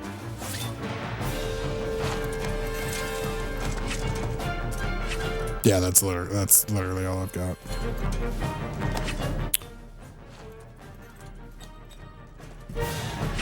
Does Jensen do more damage with...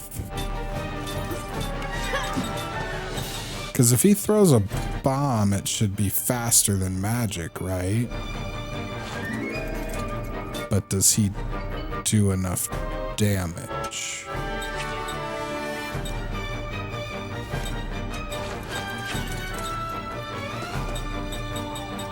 To actually kill one, I mean, let's find out. I'm really running out of ideas, so. So no, it does not do more damage.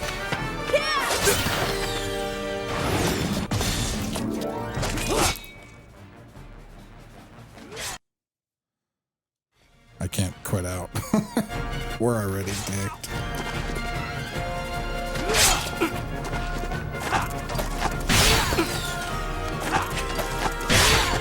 Well, at least they spread the rushes around. All right.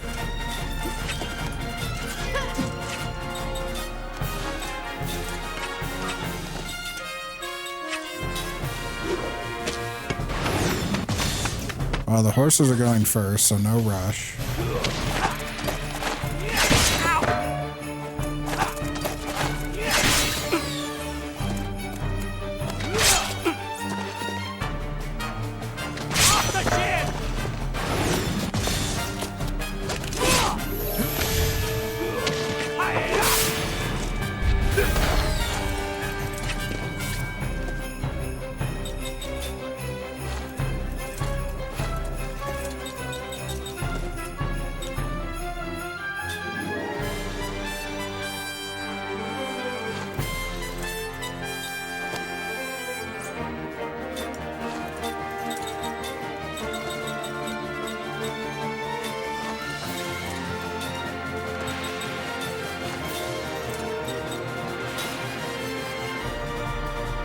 Okay. Okay, we're gonna get at least one rush.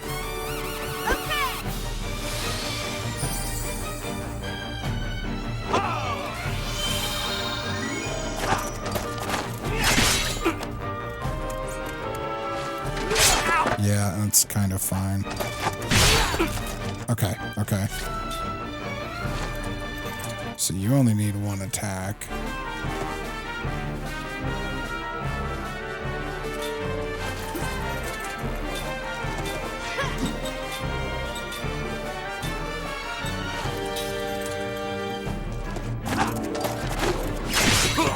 We chose poorly. We got to avoid an attack there.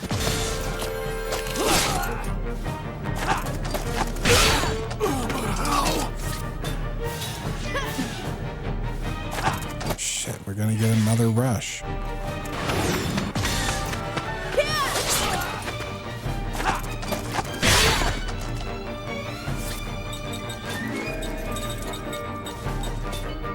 This is awful, but we've got it. It's the closest we've gotten.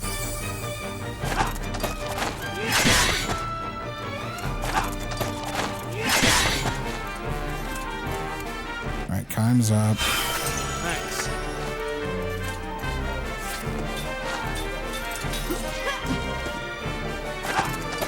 Shit, the other one's gonna rush.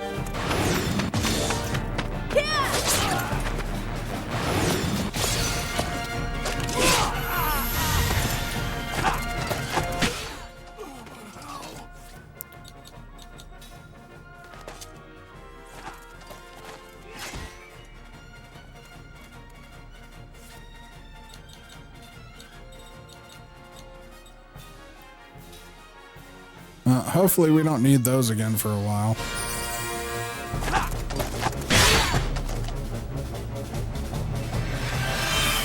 Thanks.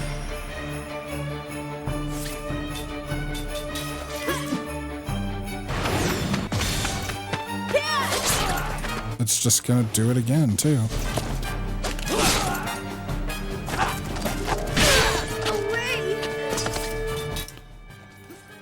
It's gonna do it again, isn't it?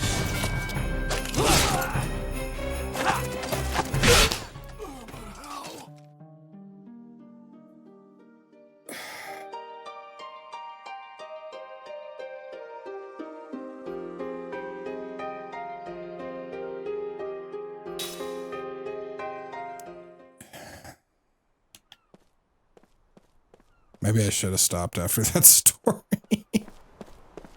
Like, how am I supposed... Like, that does so much damage. And they just spam it.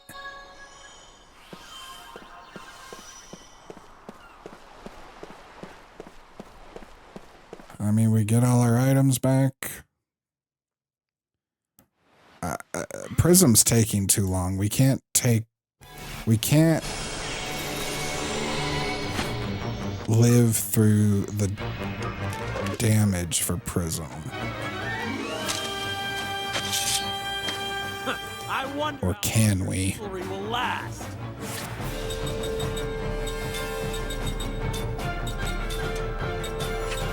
We have those heals.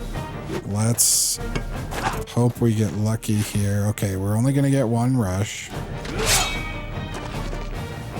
Whoever gets rushed will use the big heal on.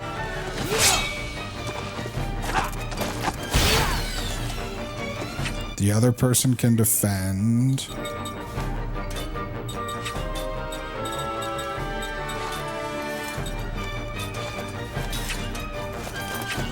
Okay, we're only gonna get one rush again.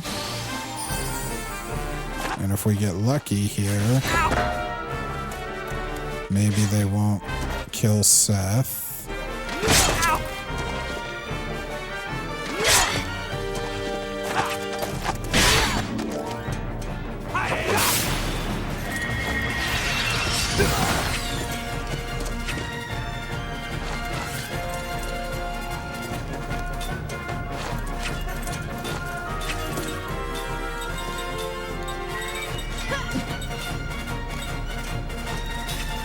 Try it like this.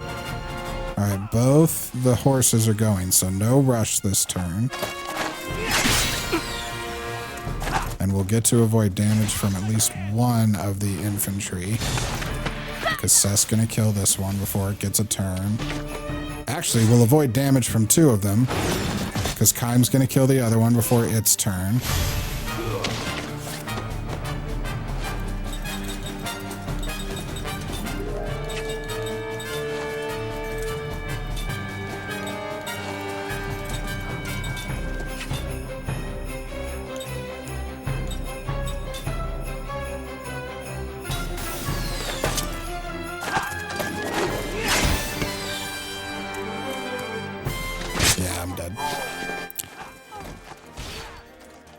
I may have made a strategic error there.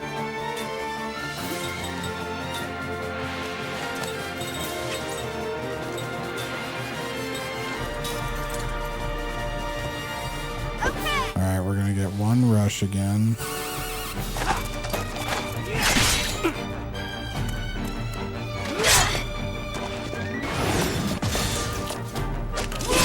Attack Seth. Please attack Seth. Please attack Seth.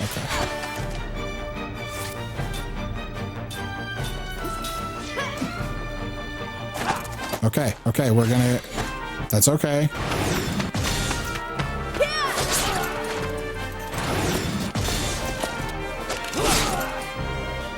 It's still alive? Alright, I'm banking on it not doing it.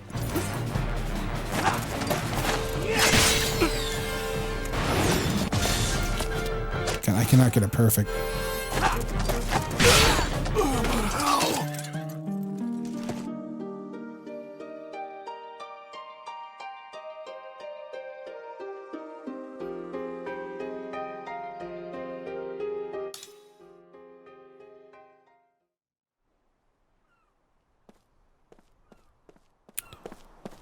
I guess we try and heal through for 2 prisms. Didn't they only have like 400 HP?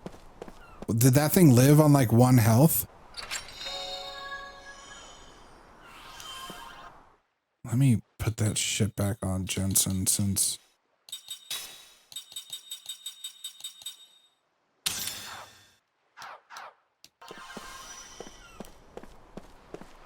Like, what the hell?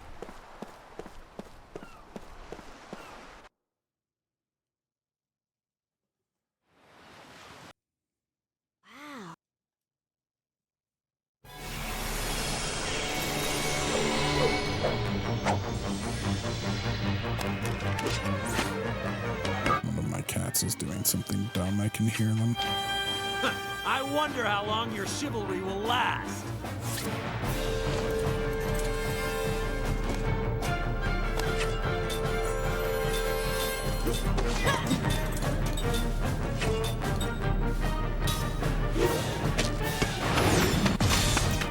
Why can I not land a perfect? Damn. Alright, both frickin' cavalry are gonna rush.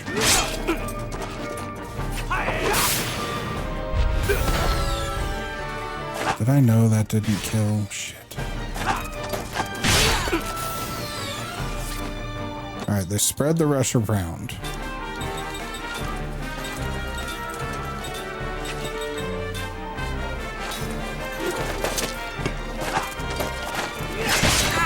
One of them might still be rushing.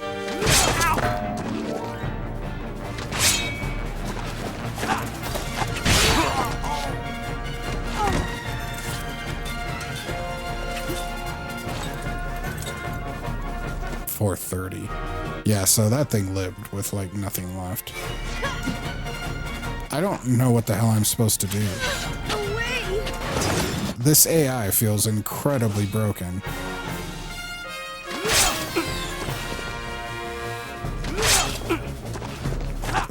This rush is just...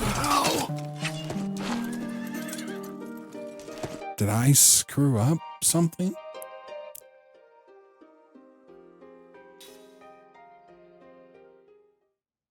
Maybe I could have kept gaining levels back at the... Maybe I mean, the item walkthrough has us coming here first, and I'm almost positive we need the people over here to proceed at all.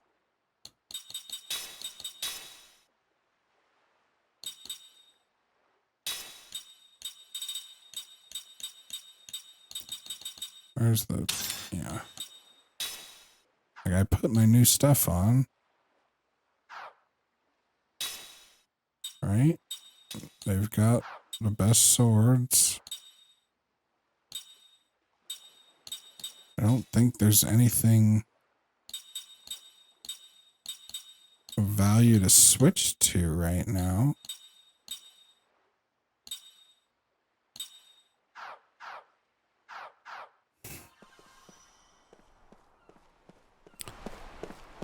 Well, this is going to be like a no progress episode, because damn.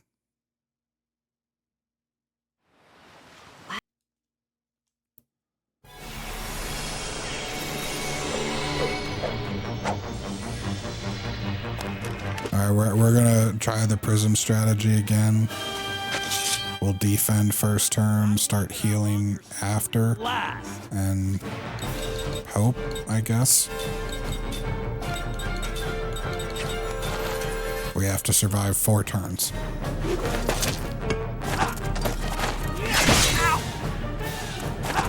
Hey, no first turn rushes. That's actually kind of huge.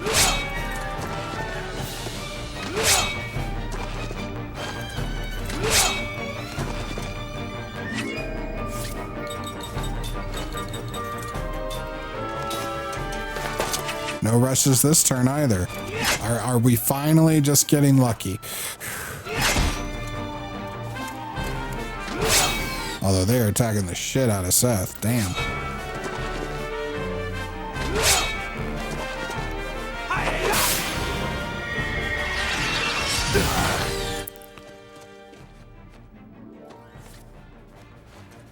Okay, so a rush is not going to care about Seth's health.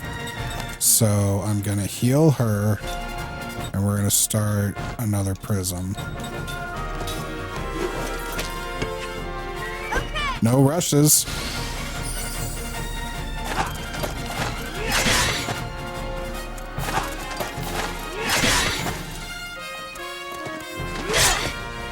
God, they have it out for her, though.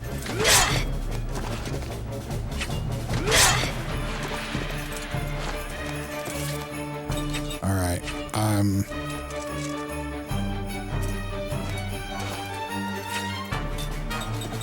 We're going to maintain that with Kime. This does 500. Yeah, she doesn't need. And we're going to continue that. No rushes again. We might have just been able to start attacking this frick. See, this is what I'm saying. This fight is 100% luck-based. Holy crap. I do not remember having so much, or maybe I got really lucky before, or maybe it's been 15 years, but still.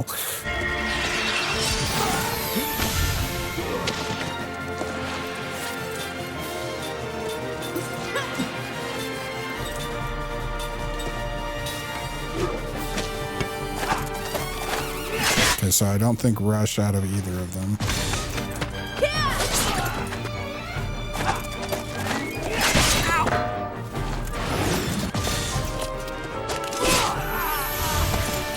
We're going to end this fight without a single rush having happened.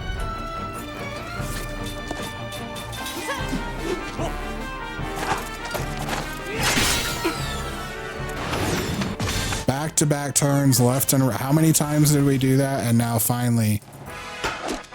So there was never a strategy issue. That was 100% a luck issue.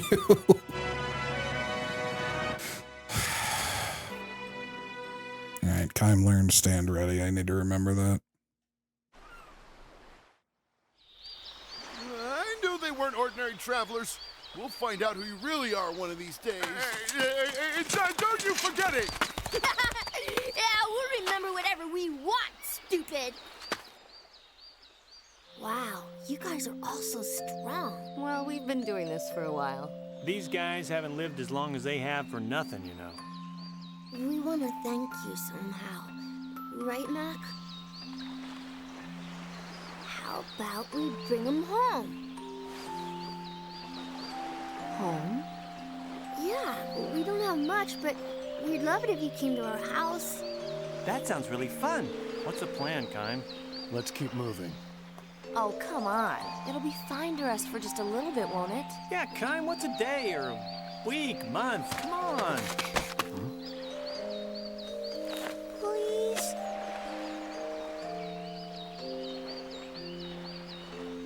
Well, that settles it. Why are you in such a rush? You got nothing but time. Kym. You have no idea. To get to our house, take this path straight down until you see the ocean, then turn left there. Our house is the one with the blue door. You can't miss it.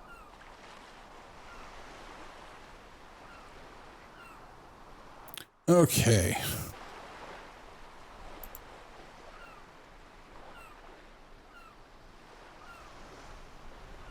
Should we go back and save? You know what? Yes. There's probably a save point right around the corner, but on the off chance that there isn't, I do not want to have to do that again. So we're going to go back and save because we've spent like... All right, never mind. No, we're not. I'm a little worried now. I don't want to break something or possibly have to do that fight again. What should you learn next? Let's get the immunities on, actually. And then you don't need white magic.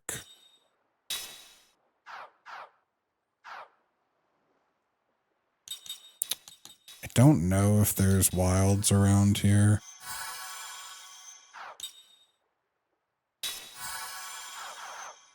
So we're just gonna do that. Okay.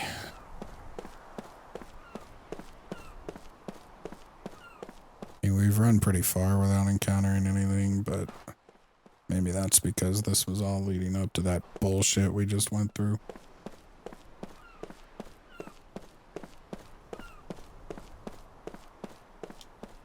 Got this. That's the other reason we're using a walkthrough, because we spend 40 minutes on one fight that's kind of bullshit.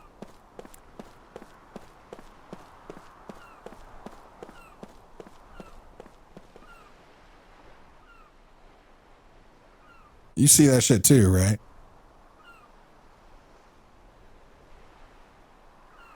Why does it remind me of something from Legend of Dragoon? The silver dragon a little bit. That thing is going to come to life. And I don't remember that. But you know it's gonna. Okay. We can move on.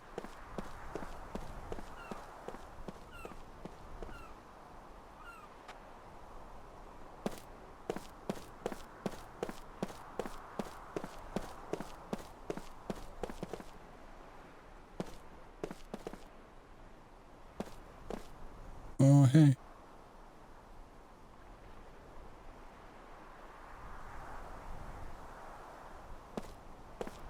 That's the little peapot guy. Get the items first. Oh, another seed. I Yeah, we're gonna have to pick up like sticks lying around. You can kind of see them already on the ground, these white things. We're gonna have to do that later. Not much later either. Yeah, it won't let us right now. Oh, hey, another slot seed.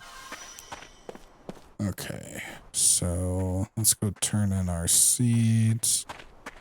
We're at 40, right? Yeah.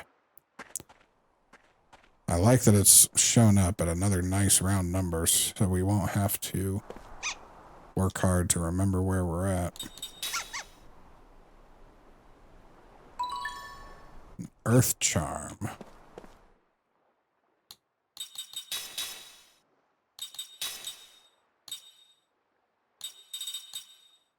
Reduces earth elemental. Okay. That'll be nice when we die fighting something of the earth element. After restart, we'll know to put that on.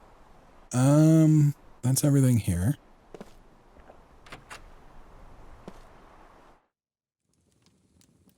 Looks like there's a couple of things in the house. And a save point, thank God. Alright, that's a spell I don't see me ever using. Clelion spell is kind of like a toad spell in a Final Fantasy game, if you're familiar with that. At least I believe that's what it was. In this and Blue Dragon, I think. Ooh. We're gonna rest here, just in case.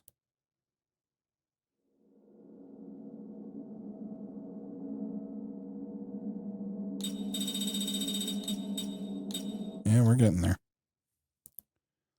Okay. I think we can just go talk to the kiddos now. Right? Ooh, hold on. I almost didn't see that. We could have lived without it. Hey, Mom! Mom, we're home. Mom, we brought some guests! Get ready. Is she sick? Looks like it. Good afternoon. Hey there. These people are from Ura. They protected the Tender Flora from these stupid soldiers, didn't they? The flowers.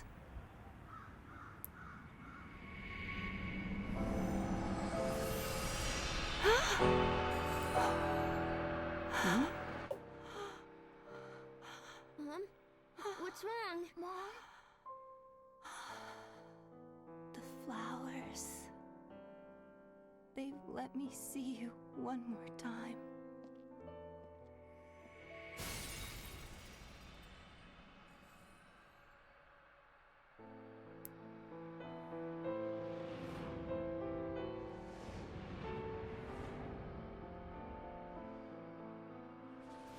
The flowers.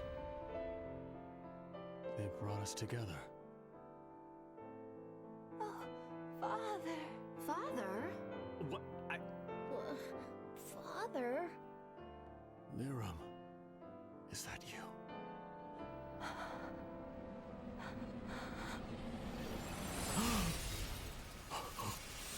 Father.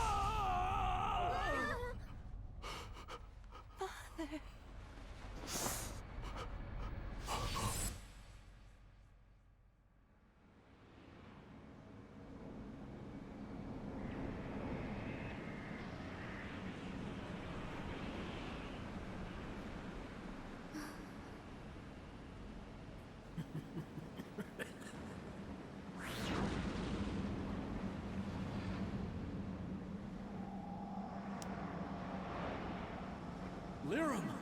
Liram.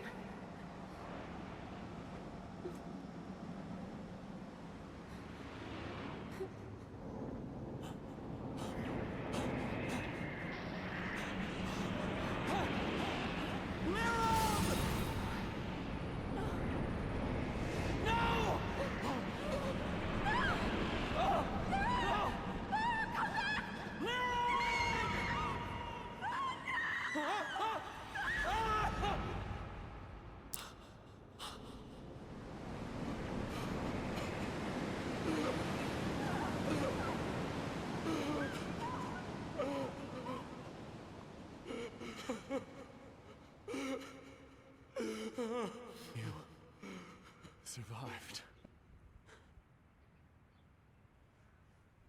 Kime, your memories.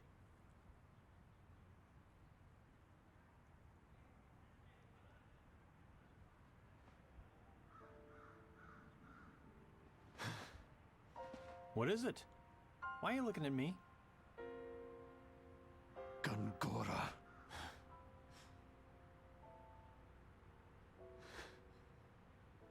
Gungora was there.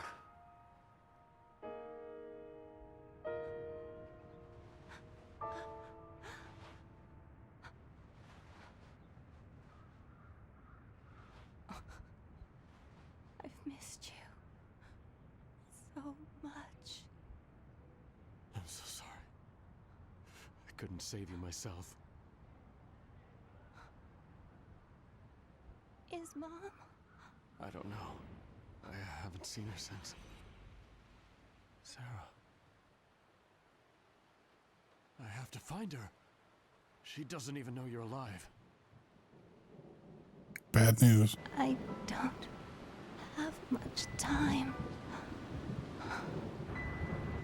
Cook. Mac. Come here.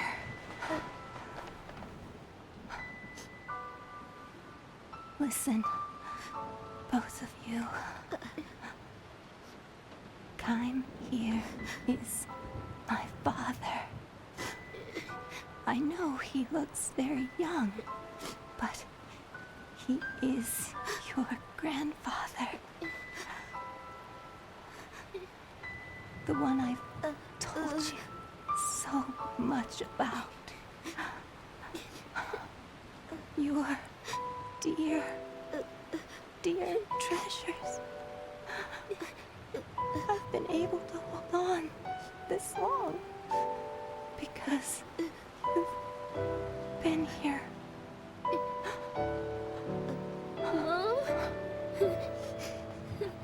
Father, take care of them. Please. Of course. Father, there's something I've always wanted to tell you.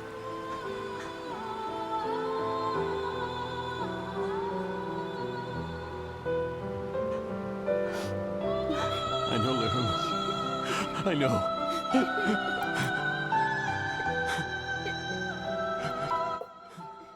Lirum! I'm glad. So very glad. I could see you once more.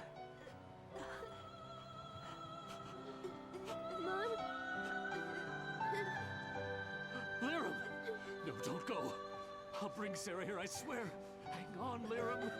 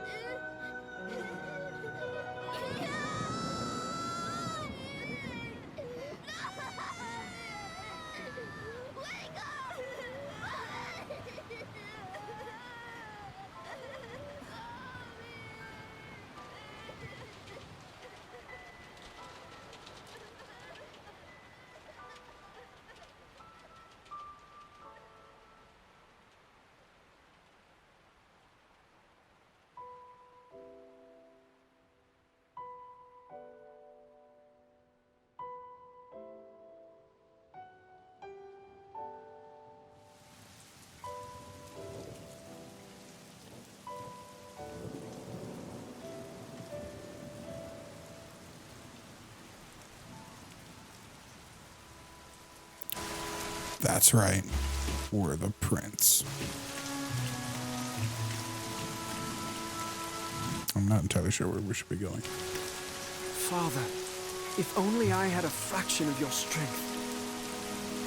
There was still so much I needed to learn from you. I depended on your guidance even when you scolded me for my weakness. Father!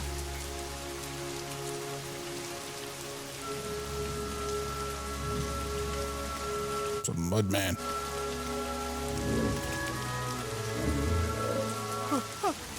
What is this? How much this diamond armor must have cost?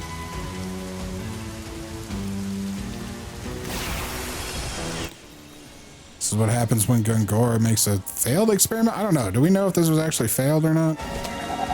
Alright, what do you have, Tolton? Power hit. Hits the entire front row. Ooh, how much abuse are we gonna take? Oh, okay. I don't think there's much concern here then. Okay, yeah, we're gonna be fine.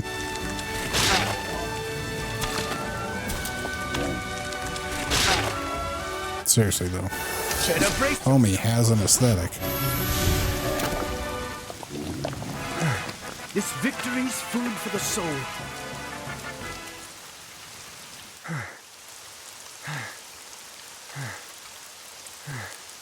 I like how he's a higher level than our immortals. Chairman, You fought rather well. I'd expect nothing less of you. you were watching. Why didn't you help me? Well, I didn't expect a frail puppet like that to best someone of your blood. I sent it simply to test you. Huh? Do you understand what I'm saying? What? That puppet was one of your pawns? Why would you do something like that to me? Because I do not wish to see the throne restored. The throne restored? Wait, was the poison soup your doing? Chairman, answer me!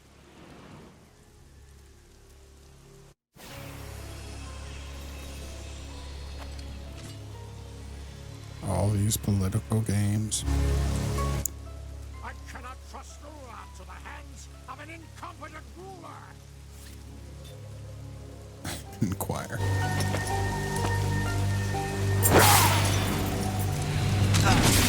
That's why you tried to kill me! As long as a member of the royal family exists, dissidents will try to restore the monarchy. The royal bloodline must be extinguished. Just by being alive, you give those dissidents hope!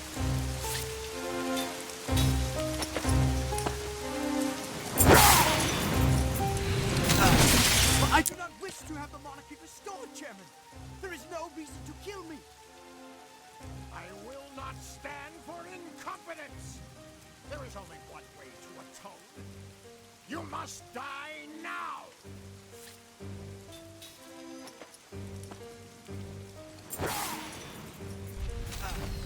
Chairman, this is madness!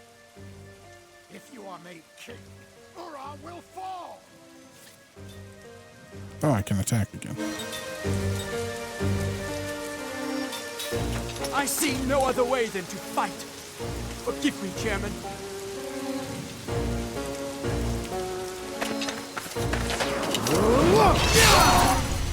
Casey at the bat, damn. Our people want a republic! People probably want those dickheads in office.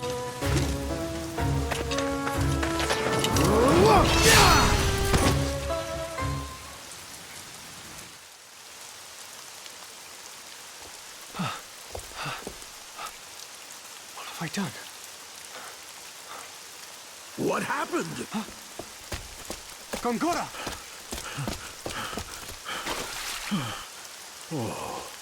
I am too late.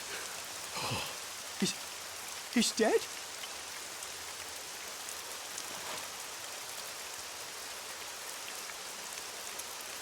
I had no choice. The chairman was trying to kill me. I know. I know everything. All right, let's deal with this calmly, Your Majesty. Please, don't panic.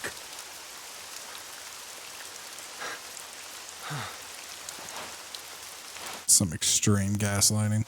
Roxanne visited my manor earlier tonight. He spoke enthusiastically of his plans to prevent the restoration of the throne, to establish his own influence and such. To achieve those ends, he said the first thing that had to be done was to ensure Your Highness's death. I sensed peril, and although I am under house arrest. I escaped my incarceration and came as soon as I could. Never has one man been so full of shit. I would never have expected the chairman to try to kill you, even as deluded as he was. Gongora. Chairman Roxian died in an accident. You always come when I'm in danger. You are the only one I can rely upon. Your Majesty, I believe your late father watches over you and sent me to your aid. Father.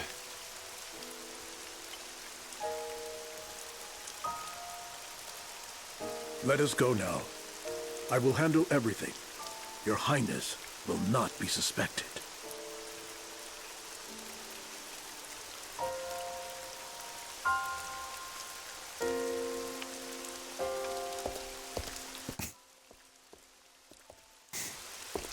Charlie Brown walk away.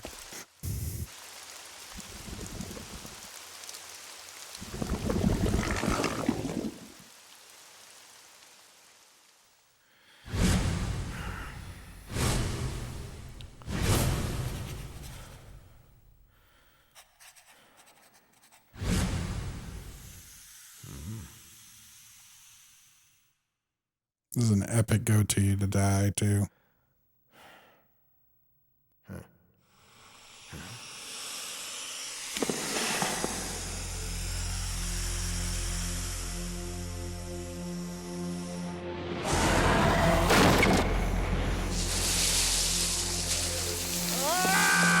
Is Gungaga Jafar?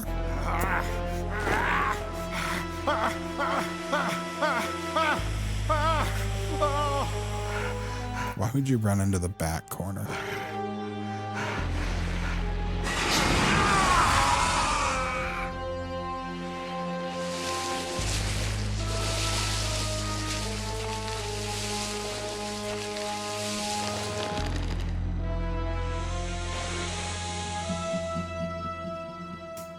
I don't think we needed the extra help in knowing that it was Gungaga.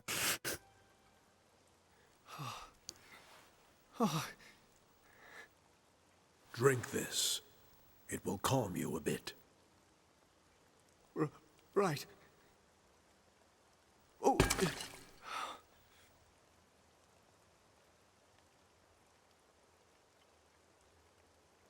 What should I do? I've killed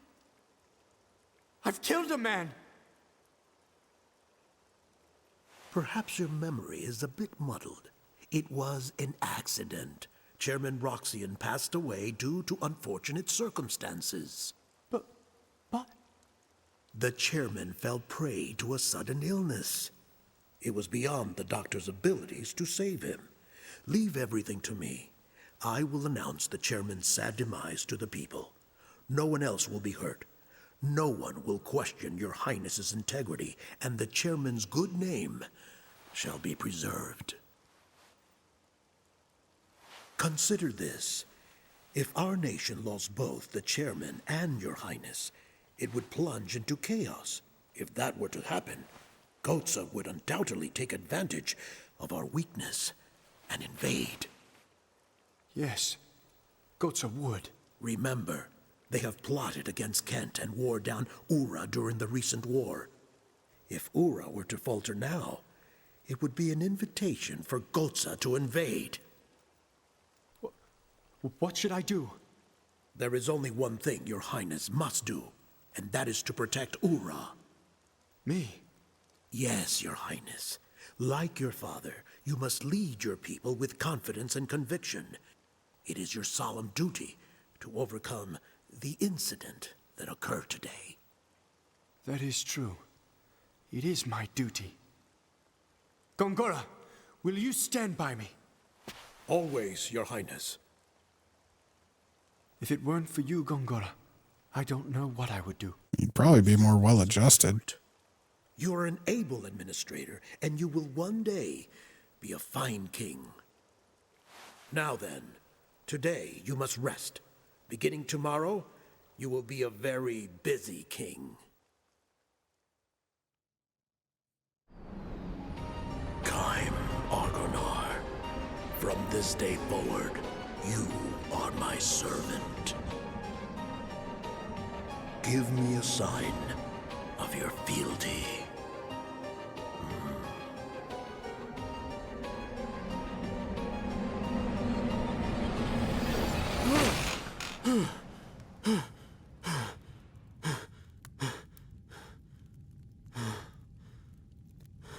Welcome back, Kaim.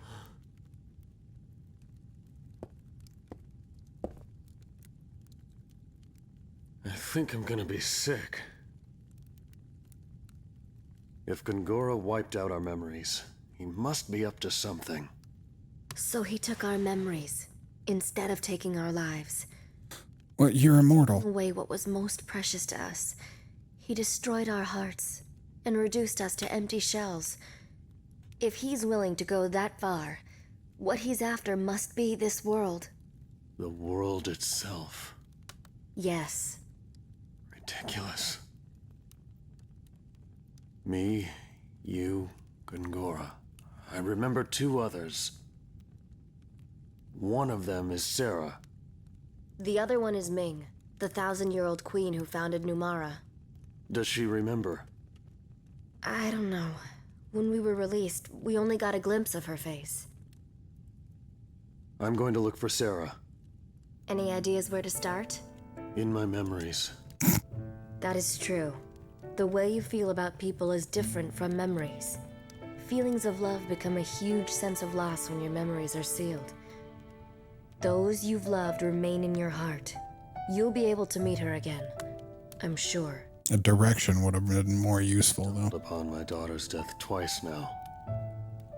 The first time she died, my heart was filled with despair. The second time she died, though, it wasn't despair that filled my heart. It was hope.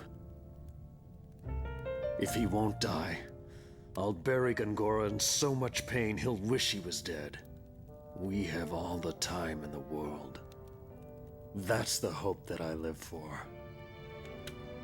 Liram helped me to live again. Ah, they all lived happily ever after. Kaim, if the send-off tomorrow is too hard for you to bear... No, I'll see Liram off. It's my duty as her father. Where did he get a bug? Also, You must be Miss awesome outfit. Father. Miss Seth contacted me. I'm here to assist in sending Miss Liram off. Where's Mom going? She will return to Mother Ocean, who brought us to this land long ago.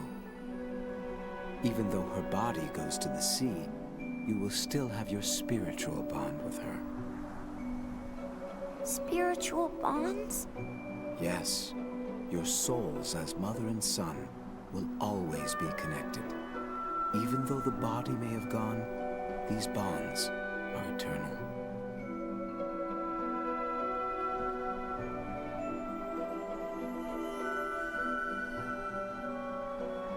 I'll need the family's assistance to give Miss Liram a proper farewell. Well, what should we do? It's nothing difficult.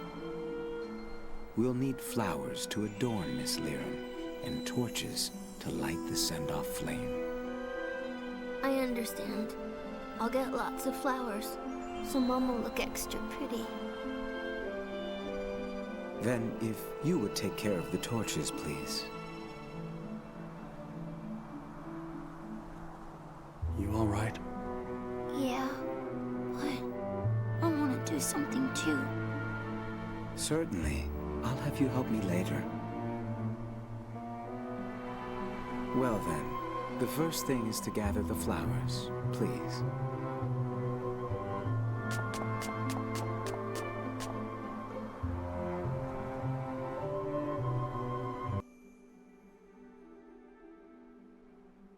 I had to pee. We're back. I'd like for you to gather about 10 white flowers as decoration for Miss Liram.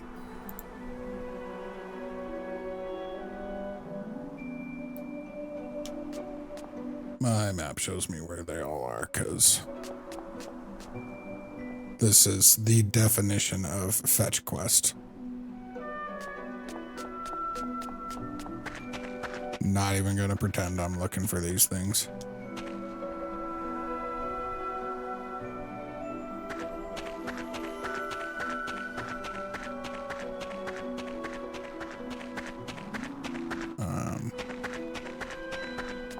Looking ahead a little bit here.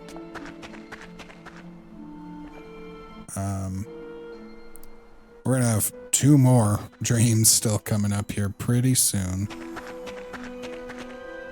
And then I think that's gonna be about where we call it for today.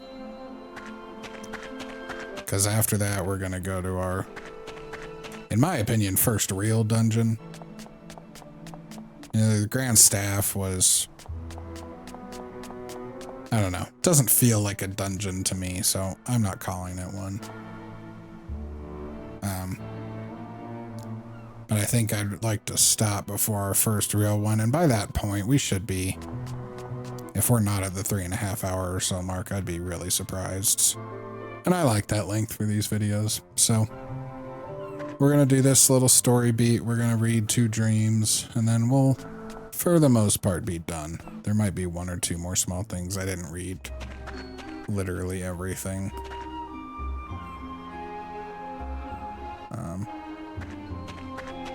But I don't know what else there would be to do.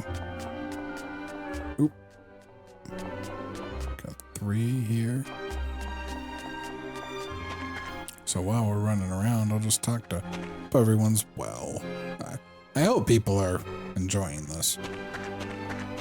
I know I've said that a couple of times, but it's only because I mean it.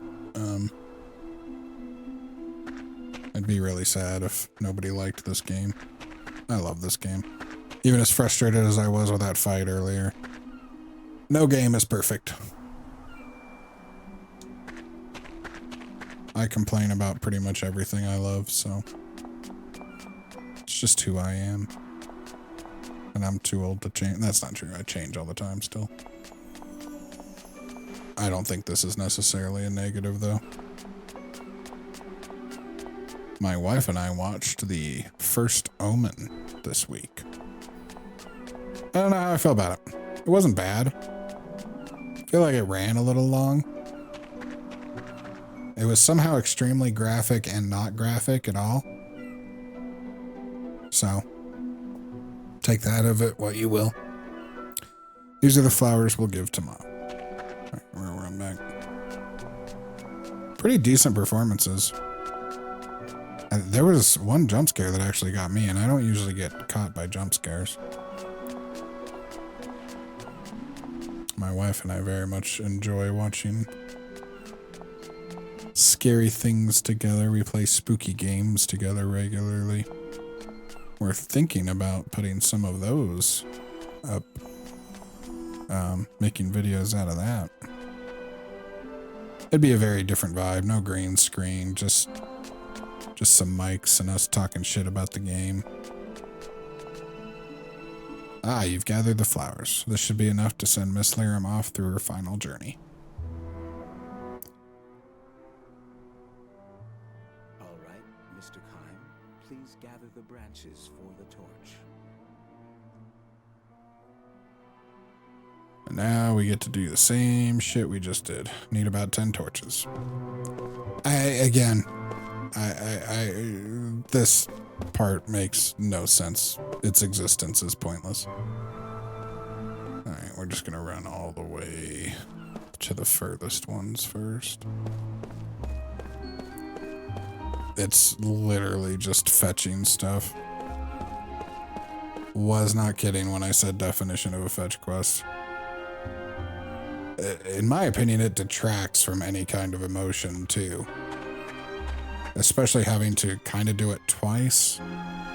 I don't know. This particular part of the sequence does not work for me. Alright, 3 here, yeah. I distinctly remember doing this part way back when, too. And I don't remember if it was one of the flowers or one of the sticks, but it took me like an hour and a half to actually find everything. It might have been that flower that was kind of all the way back near the entrance. I may have just not gone that far back for some reason, thinking that everything, because it's by far the only one that's that far away of either item we need. But yeah, this particular portion of the game, I think, is a little bit of a mistake. Or ill thought out. It's one of those ones where you really have to ask yourself, what was the, I mean, the developer's intention, I believe, would be, I don't know, to show the morning, the fact that Kym and his new grandchildren are kind of working together to do the, I don't know. To me, whatever they're trying to show failed. All this is time. Again, thankfully we have the map, so we got it done as quickly as possible, or at least as quickly as I could do it. Everything is prepared for Miss Lyram's send-off. Let us begin. Everyone is waiting to give Miss Lyram a final farewell.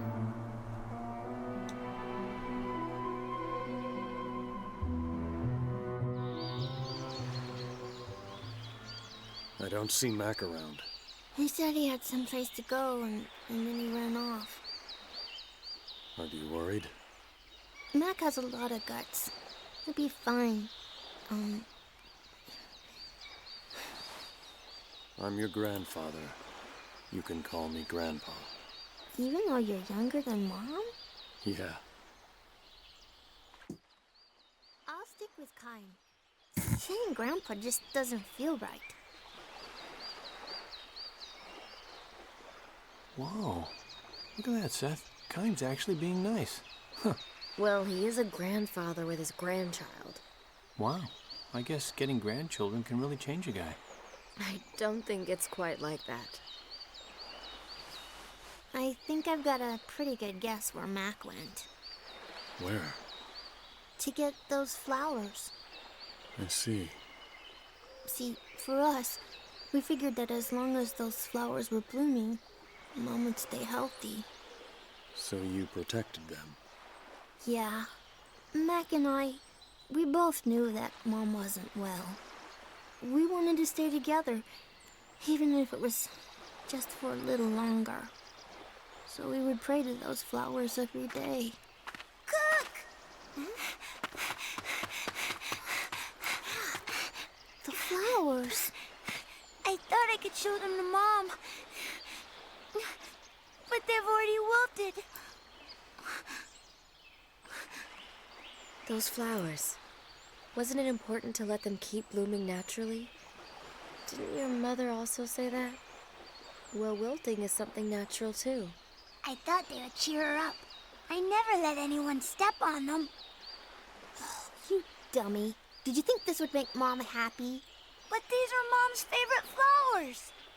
And they were also there when I parted ways with Lyram's mother, your grandmother. Huh? The fact that your mother treasured these flowers was probably tied to memories of those times. I'm sure your mother would understand your feelings. And I can understand them too.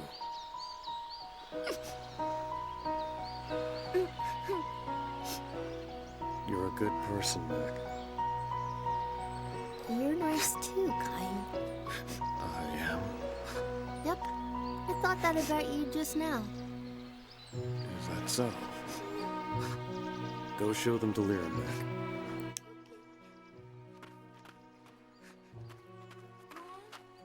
Mom. I'm a little emotional about things like this, I guess. Well, I don't handle these things too well either.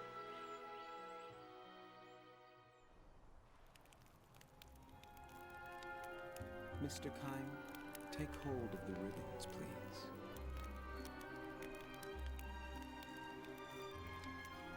These ribbons are the only thing that tie us, the living, to Miss Lyra, the deceased. Miss Lyra must now begin her new journey. Our final duty is to sever our ties with her in the form of these ribbons. Please watch Mac. He shall give us the courage to sever these ties. That is his role. You shall cut your ties with Miss Lyra, while your undying love for her remains in your hearts.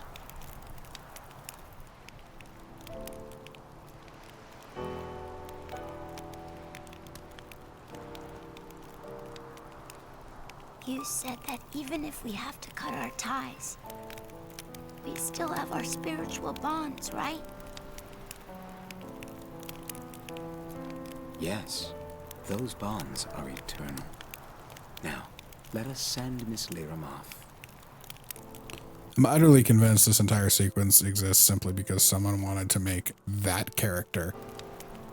And that makes it all okay, because that outfit is dope as shit. Many ribbons from Miss Lyra have been passed to her father. When all of them have been severed, Miss Lyra shall begin her journey out into Mother Ocean. Mac, with the lit torch you carry, trace the movements of the wands the attendees are waving.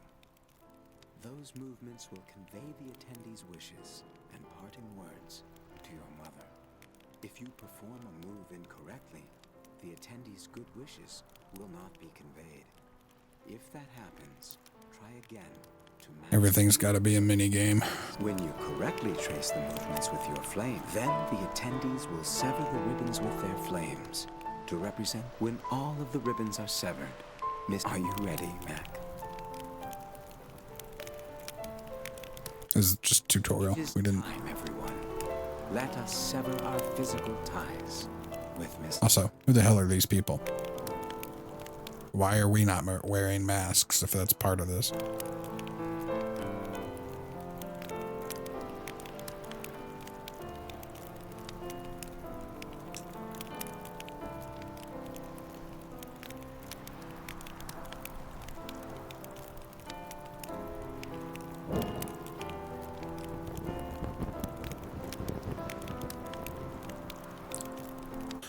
Be sure to adjust position. Yeah, it's all just tutorial. It all represents stuff. I'd skip this if I could.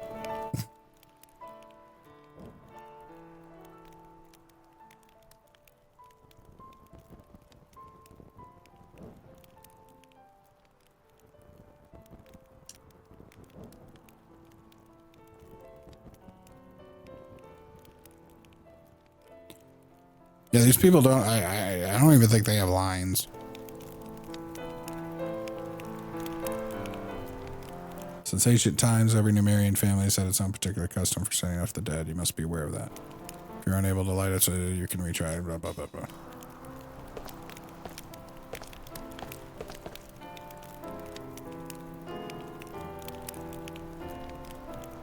My condolences for your loss. If you need anything, just ask. There's no need to be shy.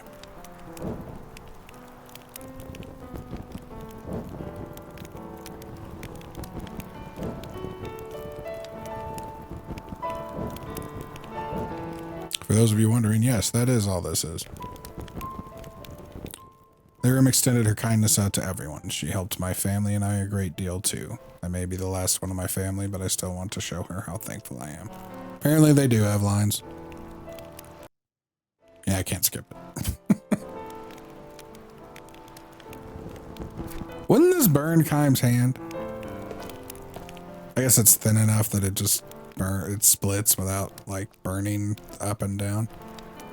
Lyra was such a gentle person. I know she was ill, but I never thought it would claim her so fast. Hang in there, all right?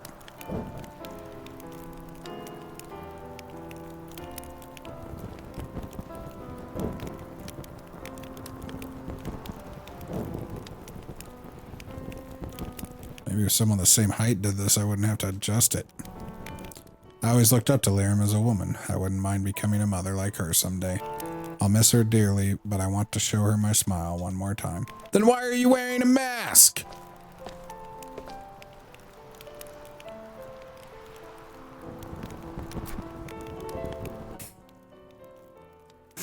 Too much?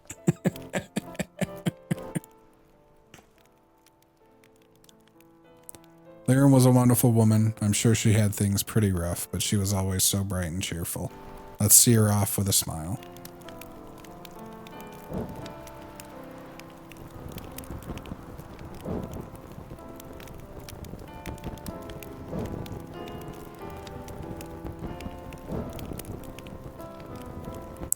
Would have been funnier if it was like crazy movements that you had to match up or something.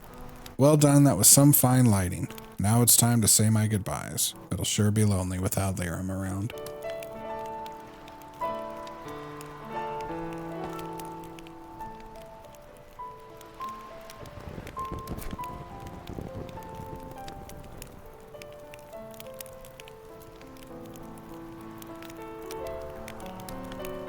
It's such a shame that she was so young. Let's make sure your mother has nothing to worry about when we see her off. All right?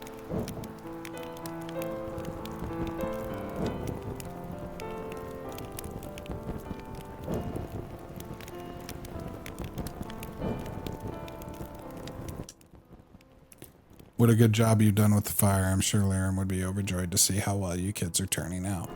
Now for my final words. Apparently the people, you know, directly related to her don't say anything.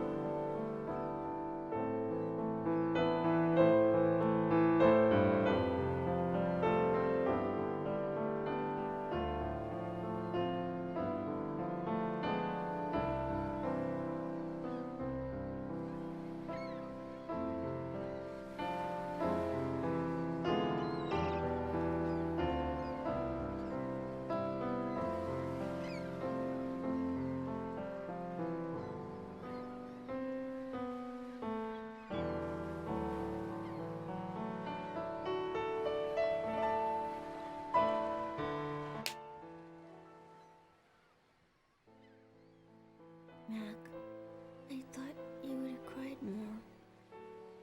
Me too.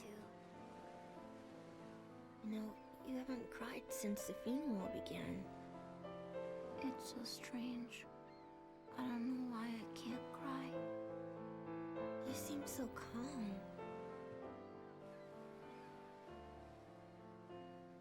Kayun.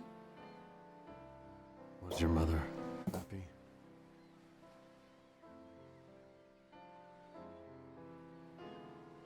She was happy. She had lots of friends, and Dad was a really great person. Even the Queen cared about her and helped her out a lot. I'm sure she must have been happy. She always missed you, Kime. And Grandma.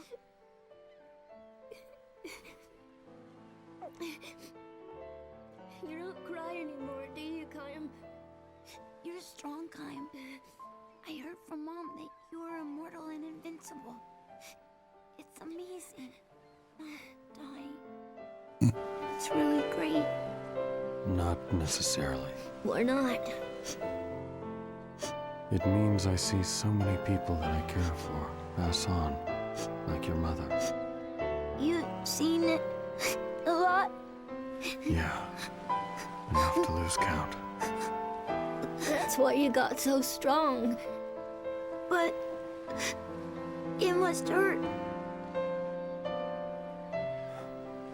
It does. I want to grow up to be strong like you, Kime. Even if it hurts. Even if it's tough. I won't cry. I'm gonna be strong. Right.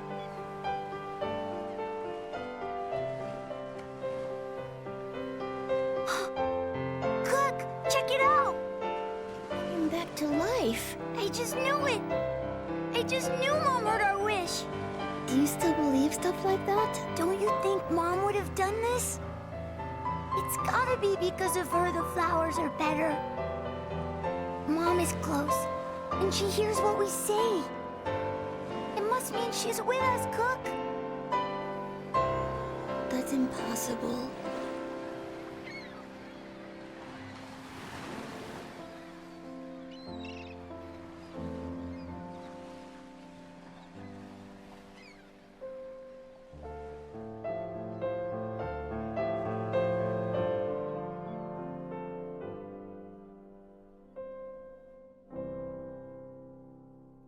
Dude got a strut. Hey, Kai, can't you get your memory back instantly? I mean, that would save a lot of time. Thank you, Jansen. Are you for real? You don't understand. I care too. You don't say. What's wrong? Look at this. Mac went out again, and here, read it. I'm going to meet Mom in the Crimson Forest. I want to show her these flowers. Crimson Forest. Ah, kids. It's supposed to be a place where you go to meet the souls of the dead. But the Queen has forbidden anyone to go in there. Wonder why.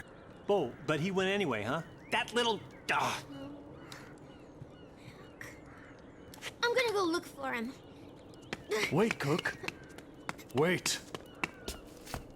It's too dangerous. I'll go with you. We'll go too. What? We? No. Are you saying we? As in me? Yeah, I did. Look it. You know, the Queen says don't go in the forest. I think she's very wise. I don't think we should go to the forest. I'm gonna stay here and support the Queen. Would you quit whining? No. Save me, oh my Queen! Shut up and get moving. Oh, hey. Let's go. Man, I am so not rested. Gee whiz, another hike. Oh boy. Okay, so we have Cook as a party member now. She is a mage. And I think she's maybe she's not a spirit mage? Oh, no, let's look. No, white mage. Okay. So she has casting support. Casting support will help us speed up some of those longer spells. That'll be something we definitely want to learn on the others. And I don't think they have... Oh, we have something to learn from Jansen. Well, we can learn white magic too from either of them, though. So let's get casting support going.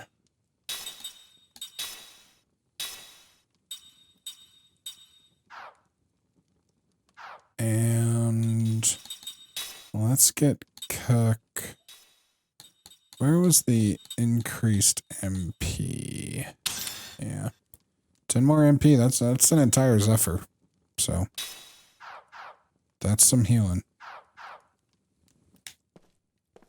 There's a save point upstairs. Let's take that since we have not saved in some time. Let's see. Last time we saved to 10:42 or 9:47, so almost an hour since we saved. All right. Starting to get a fuller party here too now, thankfully. Hopefully that'll mean some of these outnumbered matches won't be so difficult. Crimson Forest is in the mountains to the west. We better hurry. There are monsters showing up outside of town. All right. So we dream will just trigger on the way.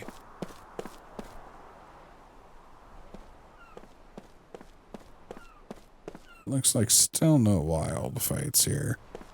I want to take one more passing look at this thing, because this has got to matter, right? I don't remember it at all, though. I'll be really curious to see if it ends up mattering or not.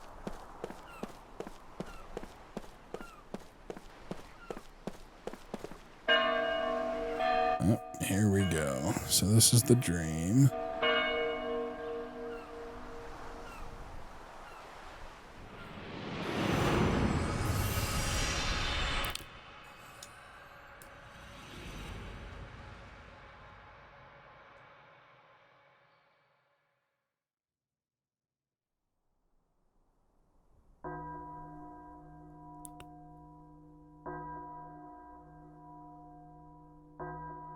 Evening bell. Okay. I wasn't sure if another word was coming or not. Rolling farmland spread out before him. Kime harvested vegetables, wielding his hoe with deep concentration. The sky on this autumn evening is a deep crimson. Maybe we should call it a day, says the heavy-set woman who owns the farm. She drops an armload of vegetables into the basket. Kime nods and wipes the sweat from his brow. You're a tremendous help, says the woman. Look how much we've done. Kime responds to her praise with a slight nod. You still can't remember where you came from? She asks. Afraid not. Well, the way you work, she says with an easy laugh. I don't care if you're from the moon. Seriously, Kime, what will you do when the harvest ends? I don't know yet. I haven't made up my mind. There's plenty of work for you to do here even in winter, she says. It'd be fine with me if you wanted to stay on a while longer. Thank you, says Kime. She herself is a hard worker and a warm human being. This is not a life that allows for luxuries, but going out to the field at dawn every day and ending work as the sun goes down softens the heart even as it toughens the body. As they prepare to leave the field, a small bell begins to ring. The hour is still somewhat early for the church's evening bell. Kime glances down the road at the base of the hill. A funeral procession advances slowly along the road, the mourners surrounding a horse cart bearing a coffin. The woman sets her hoe on the ground, removes her headscarf, and clasps her hands together. Kime scans the hills to find that all the other workers on the surrounding farms are doing the same thing, clasping their hands, bowing their heads, and closing their eyes in the direction of the passing funeral. Kime follows their example. The old man leading the funeral procession swings the little bell. Its ringing echoes among the hills. The mourners pass in silence. The woman in black veils, the men in black coats, heads bowed. The children in the rear elbow each other playfully, unaware of the meaning of death. When the funeral is past, the woman raises her head and blinks her moistened eyes. The one who passed away is going home, she says. Home? Kime asks, somewhat startled. Home, to the soil, to the sky, to the sea, like all living things. Kime nods in silent recognition. How many deaths has he seen in his endlessly long life?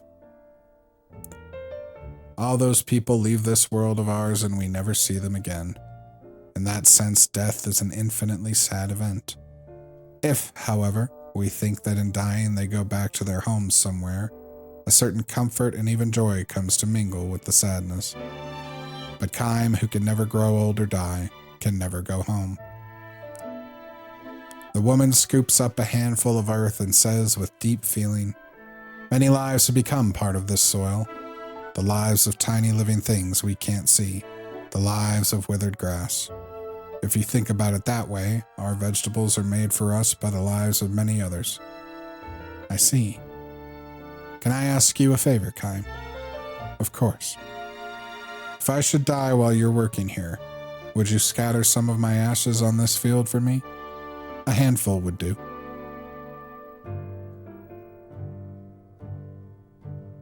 Kime is at a loss for words. He forces a smile. Husband dead, children on their own, the woman lives by herself on the farm. Kime knows that if he goes on working here, like it or not, he will eventually have to watch over the woman's deathbed, even if she were to die 100, 200 years from now.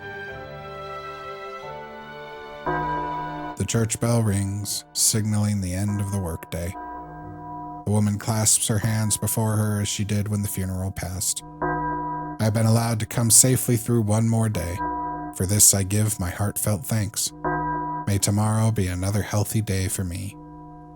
Her voice in prayer resounds. Her voice in prayer resounds forcefully in Kim's breast. Resounds. I don't like that word. This happens every time he hears the church's evening bell. The conviction overtakes him that he does not belong here. Ma'am, he says to the woman after the last chime resounds. Yes? Wouldn't you say that people give thanks for each safe day and pray for good fortune in the day to come because they know their lives will end? What's wrong, Kime? I'll be leaving the village when the harvest is over. Why, all of the sudden? What's happened? I have no right to live here, he says. Ignoring her stupefaction, Kime lifts the vegetable basket in both arms. He takes another good, long look at the setting sun. Where will you go, Kime, if you leave here? I don't know. Somewhere. Are you going to keep wandering like this? I don't have any place to go home to, says Kime. Hoisting the basket onto his shoulder, he starts down the hill. His black glows red in the setting sun.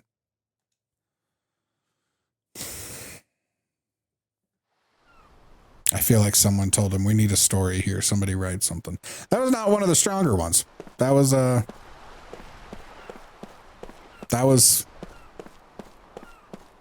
yeah. I don't know that there was really anything there. I wish I understood the chronology of the stories better. You know, we've had two where Kime's in prison, and it felt like the one with the rebels took place after the previous prison story. So it's a little hard to tell in some spots where...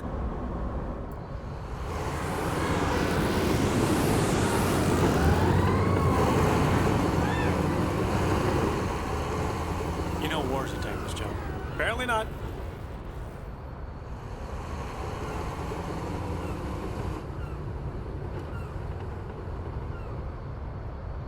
Damn, they must be planning to invade Ura.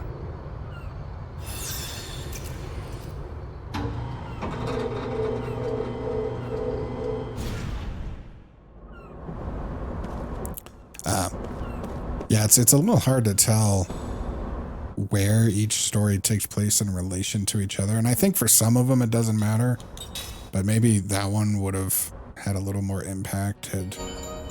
Maybe that's a very early story for Kime.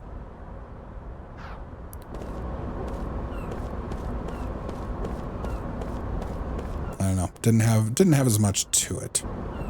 I'm not going to say that my throat's upset about a shorter story, but all right. So we need to go back to Canal Street for the next dream.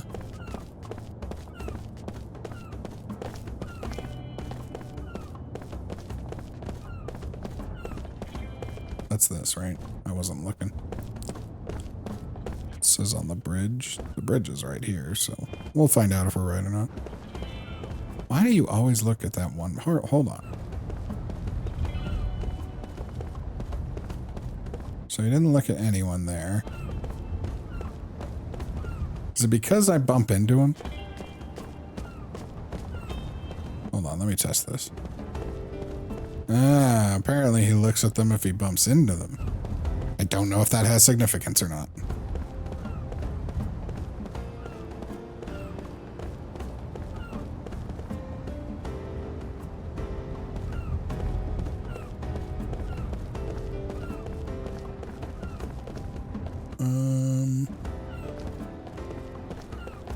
We should have had a dream activate.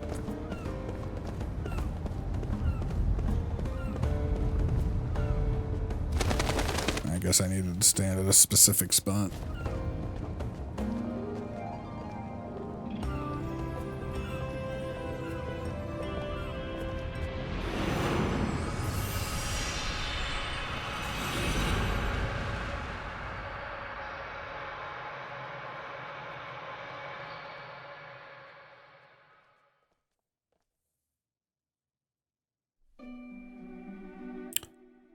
Portraitist of the dead. I don't know if I've ever seen that word before.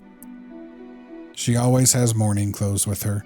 That way she can begin a portrait as soon as a request comes in. And so it is today. Having slipped into her morning dress in the shed on the pier, she boards the downstream ferry. Her hands are full. One holds the case with her painting tools and the other the garment bag for her morning dress. She has heard that a rich man lies dying in a town 20 kilometers downstream. Her name is Rosa. It's a race against time, she says with a grim smile. I have to start as soon as possible before the face changes. Changes how? Kym asks. It's hard to say. There's a deepening strain to Rosa's smile, but I know it when I see it, when the person is gone from this side to the other side. Once they've gone over, I can't paint them, at least not in a way that will please the family. It just can't be done. Rosa is a professional portraitist of the dead. The custom of preserving death masks is now widely practiced in this area. Families too poor to hire an artist dab the face of the newly deceased with dye and preserve the loved one's deathbed expression on a cloth pressed against the dyed face. Some families make a death mask with plaster. Only the wealthiest families can afford to hire a professional like Rosa, so that the lurking in the background of an individual's death there can be a variety of disputes. I've heard families quarreling over the inheritance behind my back even as I sit there sketching the dead person. One widow presented my portrait to her husband to the court to record as proof that he had been poisoned. Another time, some loan sharks waited until the moment the man died and charged right into the house. One husband tried to spit in his wife's face as soon as she gave up the ghost. Apparently, she had been unfaithful to him for years. Rosa tells her stories with utter detachment. She reveals no emotion at all. This, she says, is indispensable to becoming an outstanding portraitist of the dead. You have to open your sketchbook and get your brushes going with the bereaved family members right there, overcome with grief. There's no way you can produce a good portrait if you become emotional or allow yourself to be swept up in the emotions of the other people in the house. Kym responds with a silent nod. His only connection with the woman is to have boarded the same boat and sat at the same table in the cafe on deck. Only a few minutes have passed since she started volunteering her stories, but that is all it has taken for Kym to perceive the hint of nihilism lurking in her beautiful features. The more respectable artists despise painters like me. Why is that? Well, half of them accuse me of making our living from people's deaths. The other half look down on us for not being moved by what we do. I see their point. I mean, the emotions are what give rise to all the arts, whether it's painting, sculpture, music, or literature. We don't have emotions like that. We're nothing but craftsmen. Rosa speaks without a hint of either self-mockery or pride. Her tone suggests that she is merely stating the obvious in an obvious way. Kym takes a sip of his rye whiskey, and Rosa drinks from her rose-petal tea. The boat makes its leisurely way downstream. The season is spring. The river is high with snowmelt and whitewater birds have settled on its surface. Strange, Rosa says with a giggle. When I first saw you, I thought you and I must be members of the same profession, which is why I took the initiative to speak to you. Kym gives her a strained smile. He knows nothing about painting, and he is fairly certain that there is nothing about his appearance that would cause him to be mistaken for an artist. It well could be, however, that in the profile of this man drinking whiskey alone in the afternoon, Rosa had recognized the hue of nihilism like her own.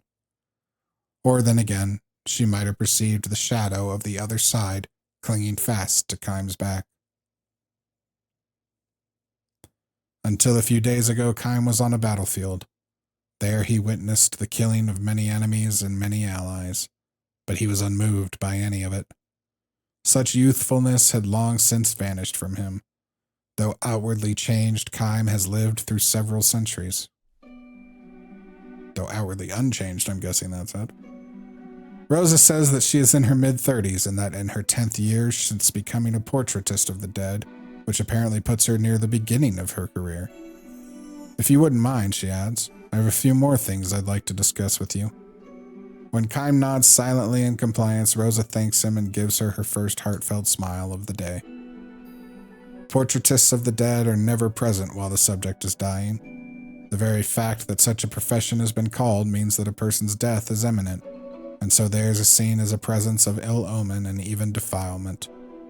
A family member or friend who has been to the bedside dares to broach the subject quietly in another room. Don't you think it may be time to call a painter? The answer, whether too soon for that, or I think you may be right, is delivered in guarded tones. Introduced to the family by the church, the portraitist never enters the house by the front door. Rather, he or she goes around the back and is shown to a room where the sun cannot penetrate.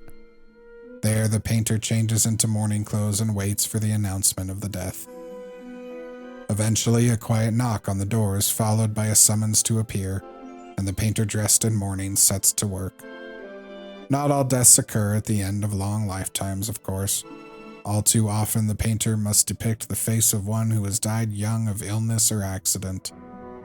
The face that emerges in the artist's sketchbook radiates the delicate vivacity of one who just crossed the border dividing life from death, one who has only moments before transited from this world to the other world. The work presented to the family is an oil painting done from the sketch, but Rosa believes the sketch itself is far more authentic portrait of the dead. There's nothing quite like the atmosphere in a room where someone has just died. How to put it? It's as though the flow of time has stopped, or time itself has melted into the very air. The sobbing and the wailing sound as if they might last forever. The only movement of time in all this is being the way the face of the dead person emerges, little by little, onto the blank white page of the sketchbook. She hands him her thick sketch pad. See, she says, showing him countless faces of the dead. This is 2 years' worth. Many of the faces are peaceful, but others are full of agony, and all without exception possess a mysterious presence. They differ unmistakably from faces in sleep. Neither, however, do they look dead. They seem as if they might open their eyes at any moment, or just as easily crumble into ash. They hover, men and women alike, on the very brink of death. After the body is cooled, it's too late. It's also too late if the family has begun making its preparations for the funeral. The game is won or lost in those very few minutes following the death itself. All we can do is start sketching, as efficiently and expeditiously as possible. With a painful smile, Rosa adds, "In the eyes of the family, though, that makes me a cold-hearted woman." Kime turns the pages of her sketchbook, saying nothing. He would like to tell her that it is the same on the battlefield. There, no one has time to mourn the death of a soldier. If you're busy shedding tears instead of doing the next thing you have to do, you end up being one of those forced to travel to the other world. The final sketch in the book is unfinished. The face of a young girl. The general outlines of the hair and face are sketched in, nothing more. Kime looks questioningly at Rosa. "My daughter," she says softly. "But why?" A portrait painter of the dead reaches full maturity in the profession when she is able to paint a member of her own family, which only makes sense.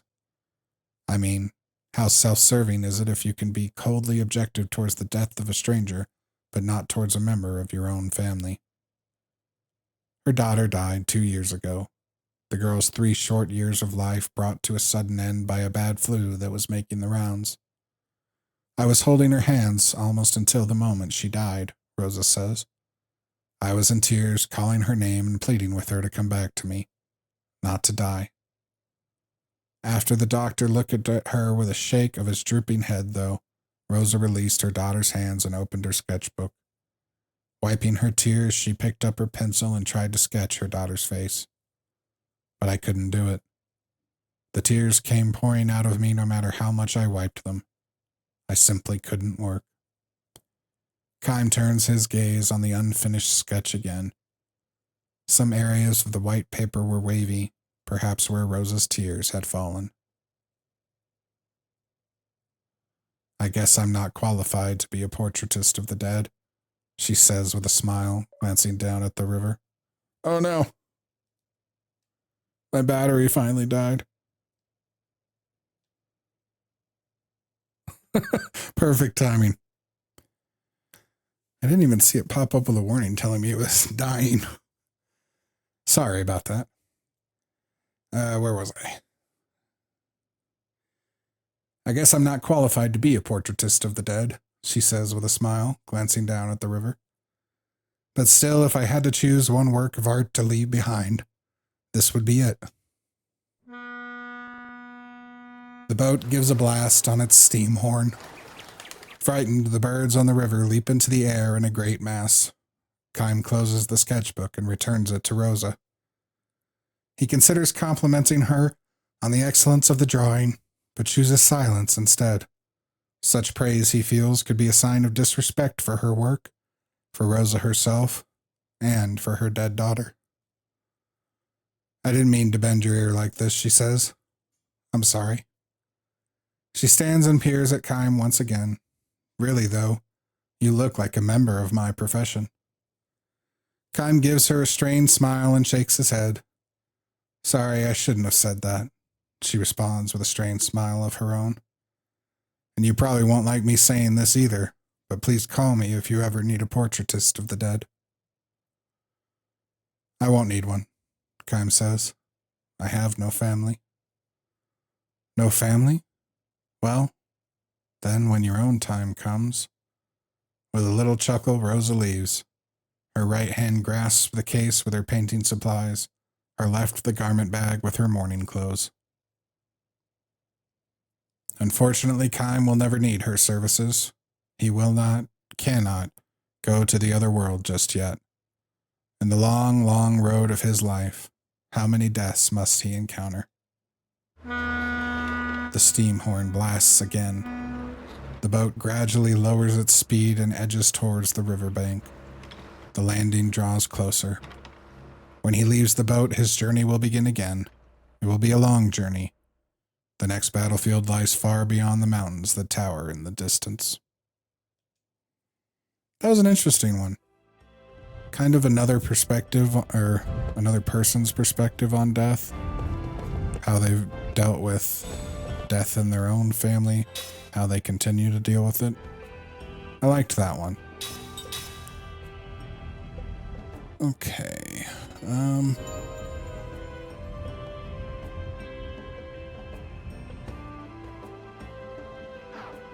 Let's go do this real quick before we say goodbye.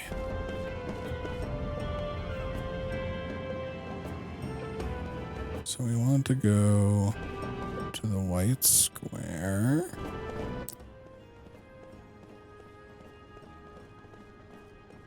It's kind of funnier that he only looks at people if you bump into him. Okay, and near one of the eastern exits. So that would be... Oh, wait. I think this might be it. Hello, hello. Would you like to try playing this cube here? What? You don't know what the cube music is? Wow, I can't believe it. And it's so much fun, too. This is a special cube, you see. When you hit it, it makes the most beautiful sound. It's even better if you can create the right melody because the cube will open up and reveal a fabulous prize. You'll need a cubic music score to play. It's your first time though, so I'll give you the one to start out. That's the spirit. Which song would you like to try? This one. C-E-G-C. C-E-G-C.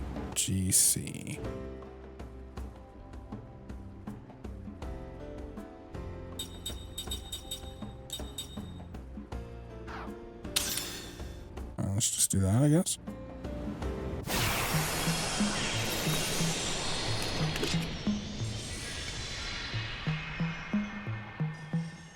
Some music. C-E-G-C. C.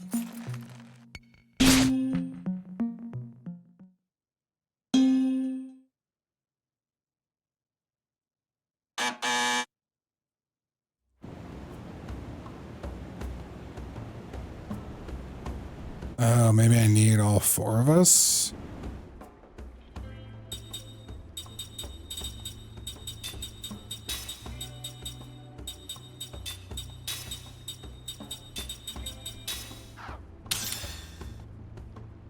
What's... So I wanna... It's a puzzle. So I think it'll be... Seth, Kime, Cook, Jansen. So... CEGC...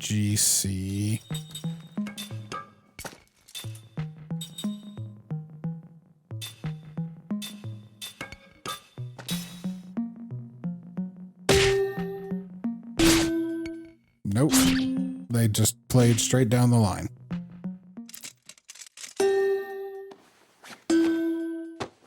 Why did they play that way?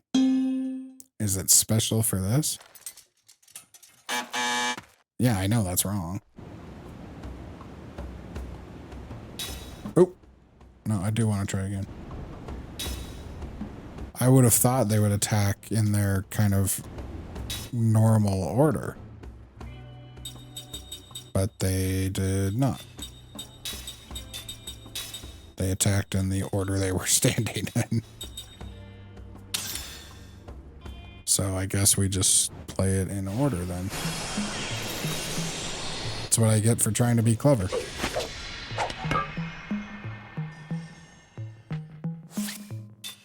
C, E, G, C.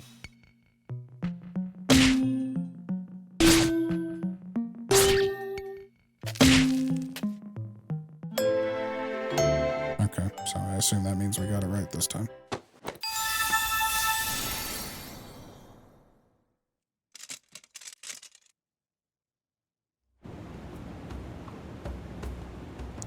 Congratulations, that was some superb playing. To commemorate this performance, I'd like to give you this.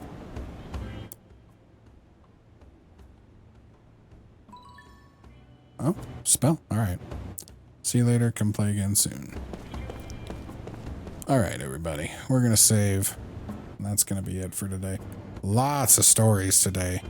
God, it does not feel like we made much progress at all. We did have some pretty big story beats. And we'll get to start right away into a dungeon next week. And I'm pretty sure this dungeon leads us to the end of disc 1. So, you know, that's a big step in the right direction. Hopefully you made it to the end of this. I know it was a lot of having to listen to my voice today. I think I'm getting a little better at reading stuff. Trying to emote a little more. But yeah, I mean, that's the case of playing RPGs. Sometimes you get a lot of combat. Sometimes you're stuck in a story section for 2 hours. I guess 3.5. And one fight for 40 minutes. With that being said, thank you so much for watching. And I'll see you next week. Bye.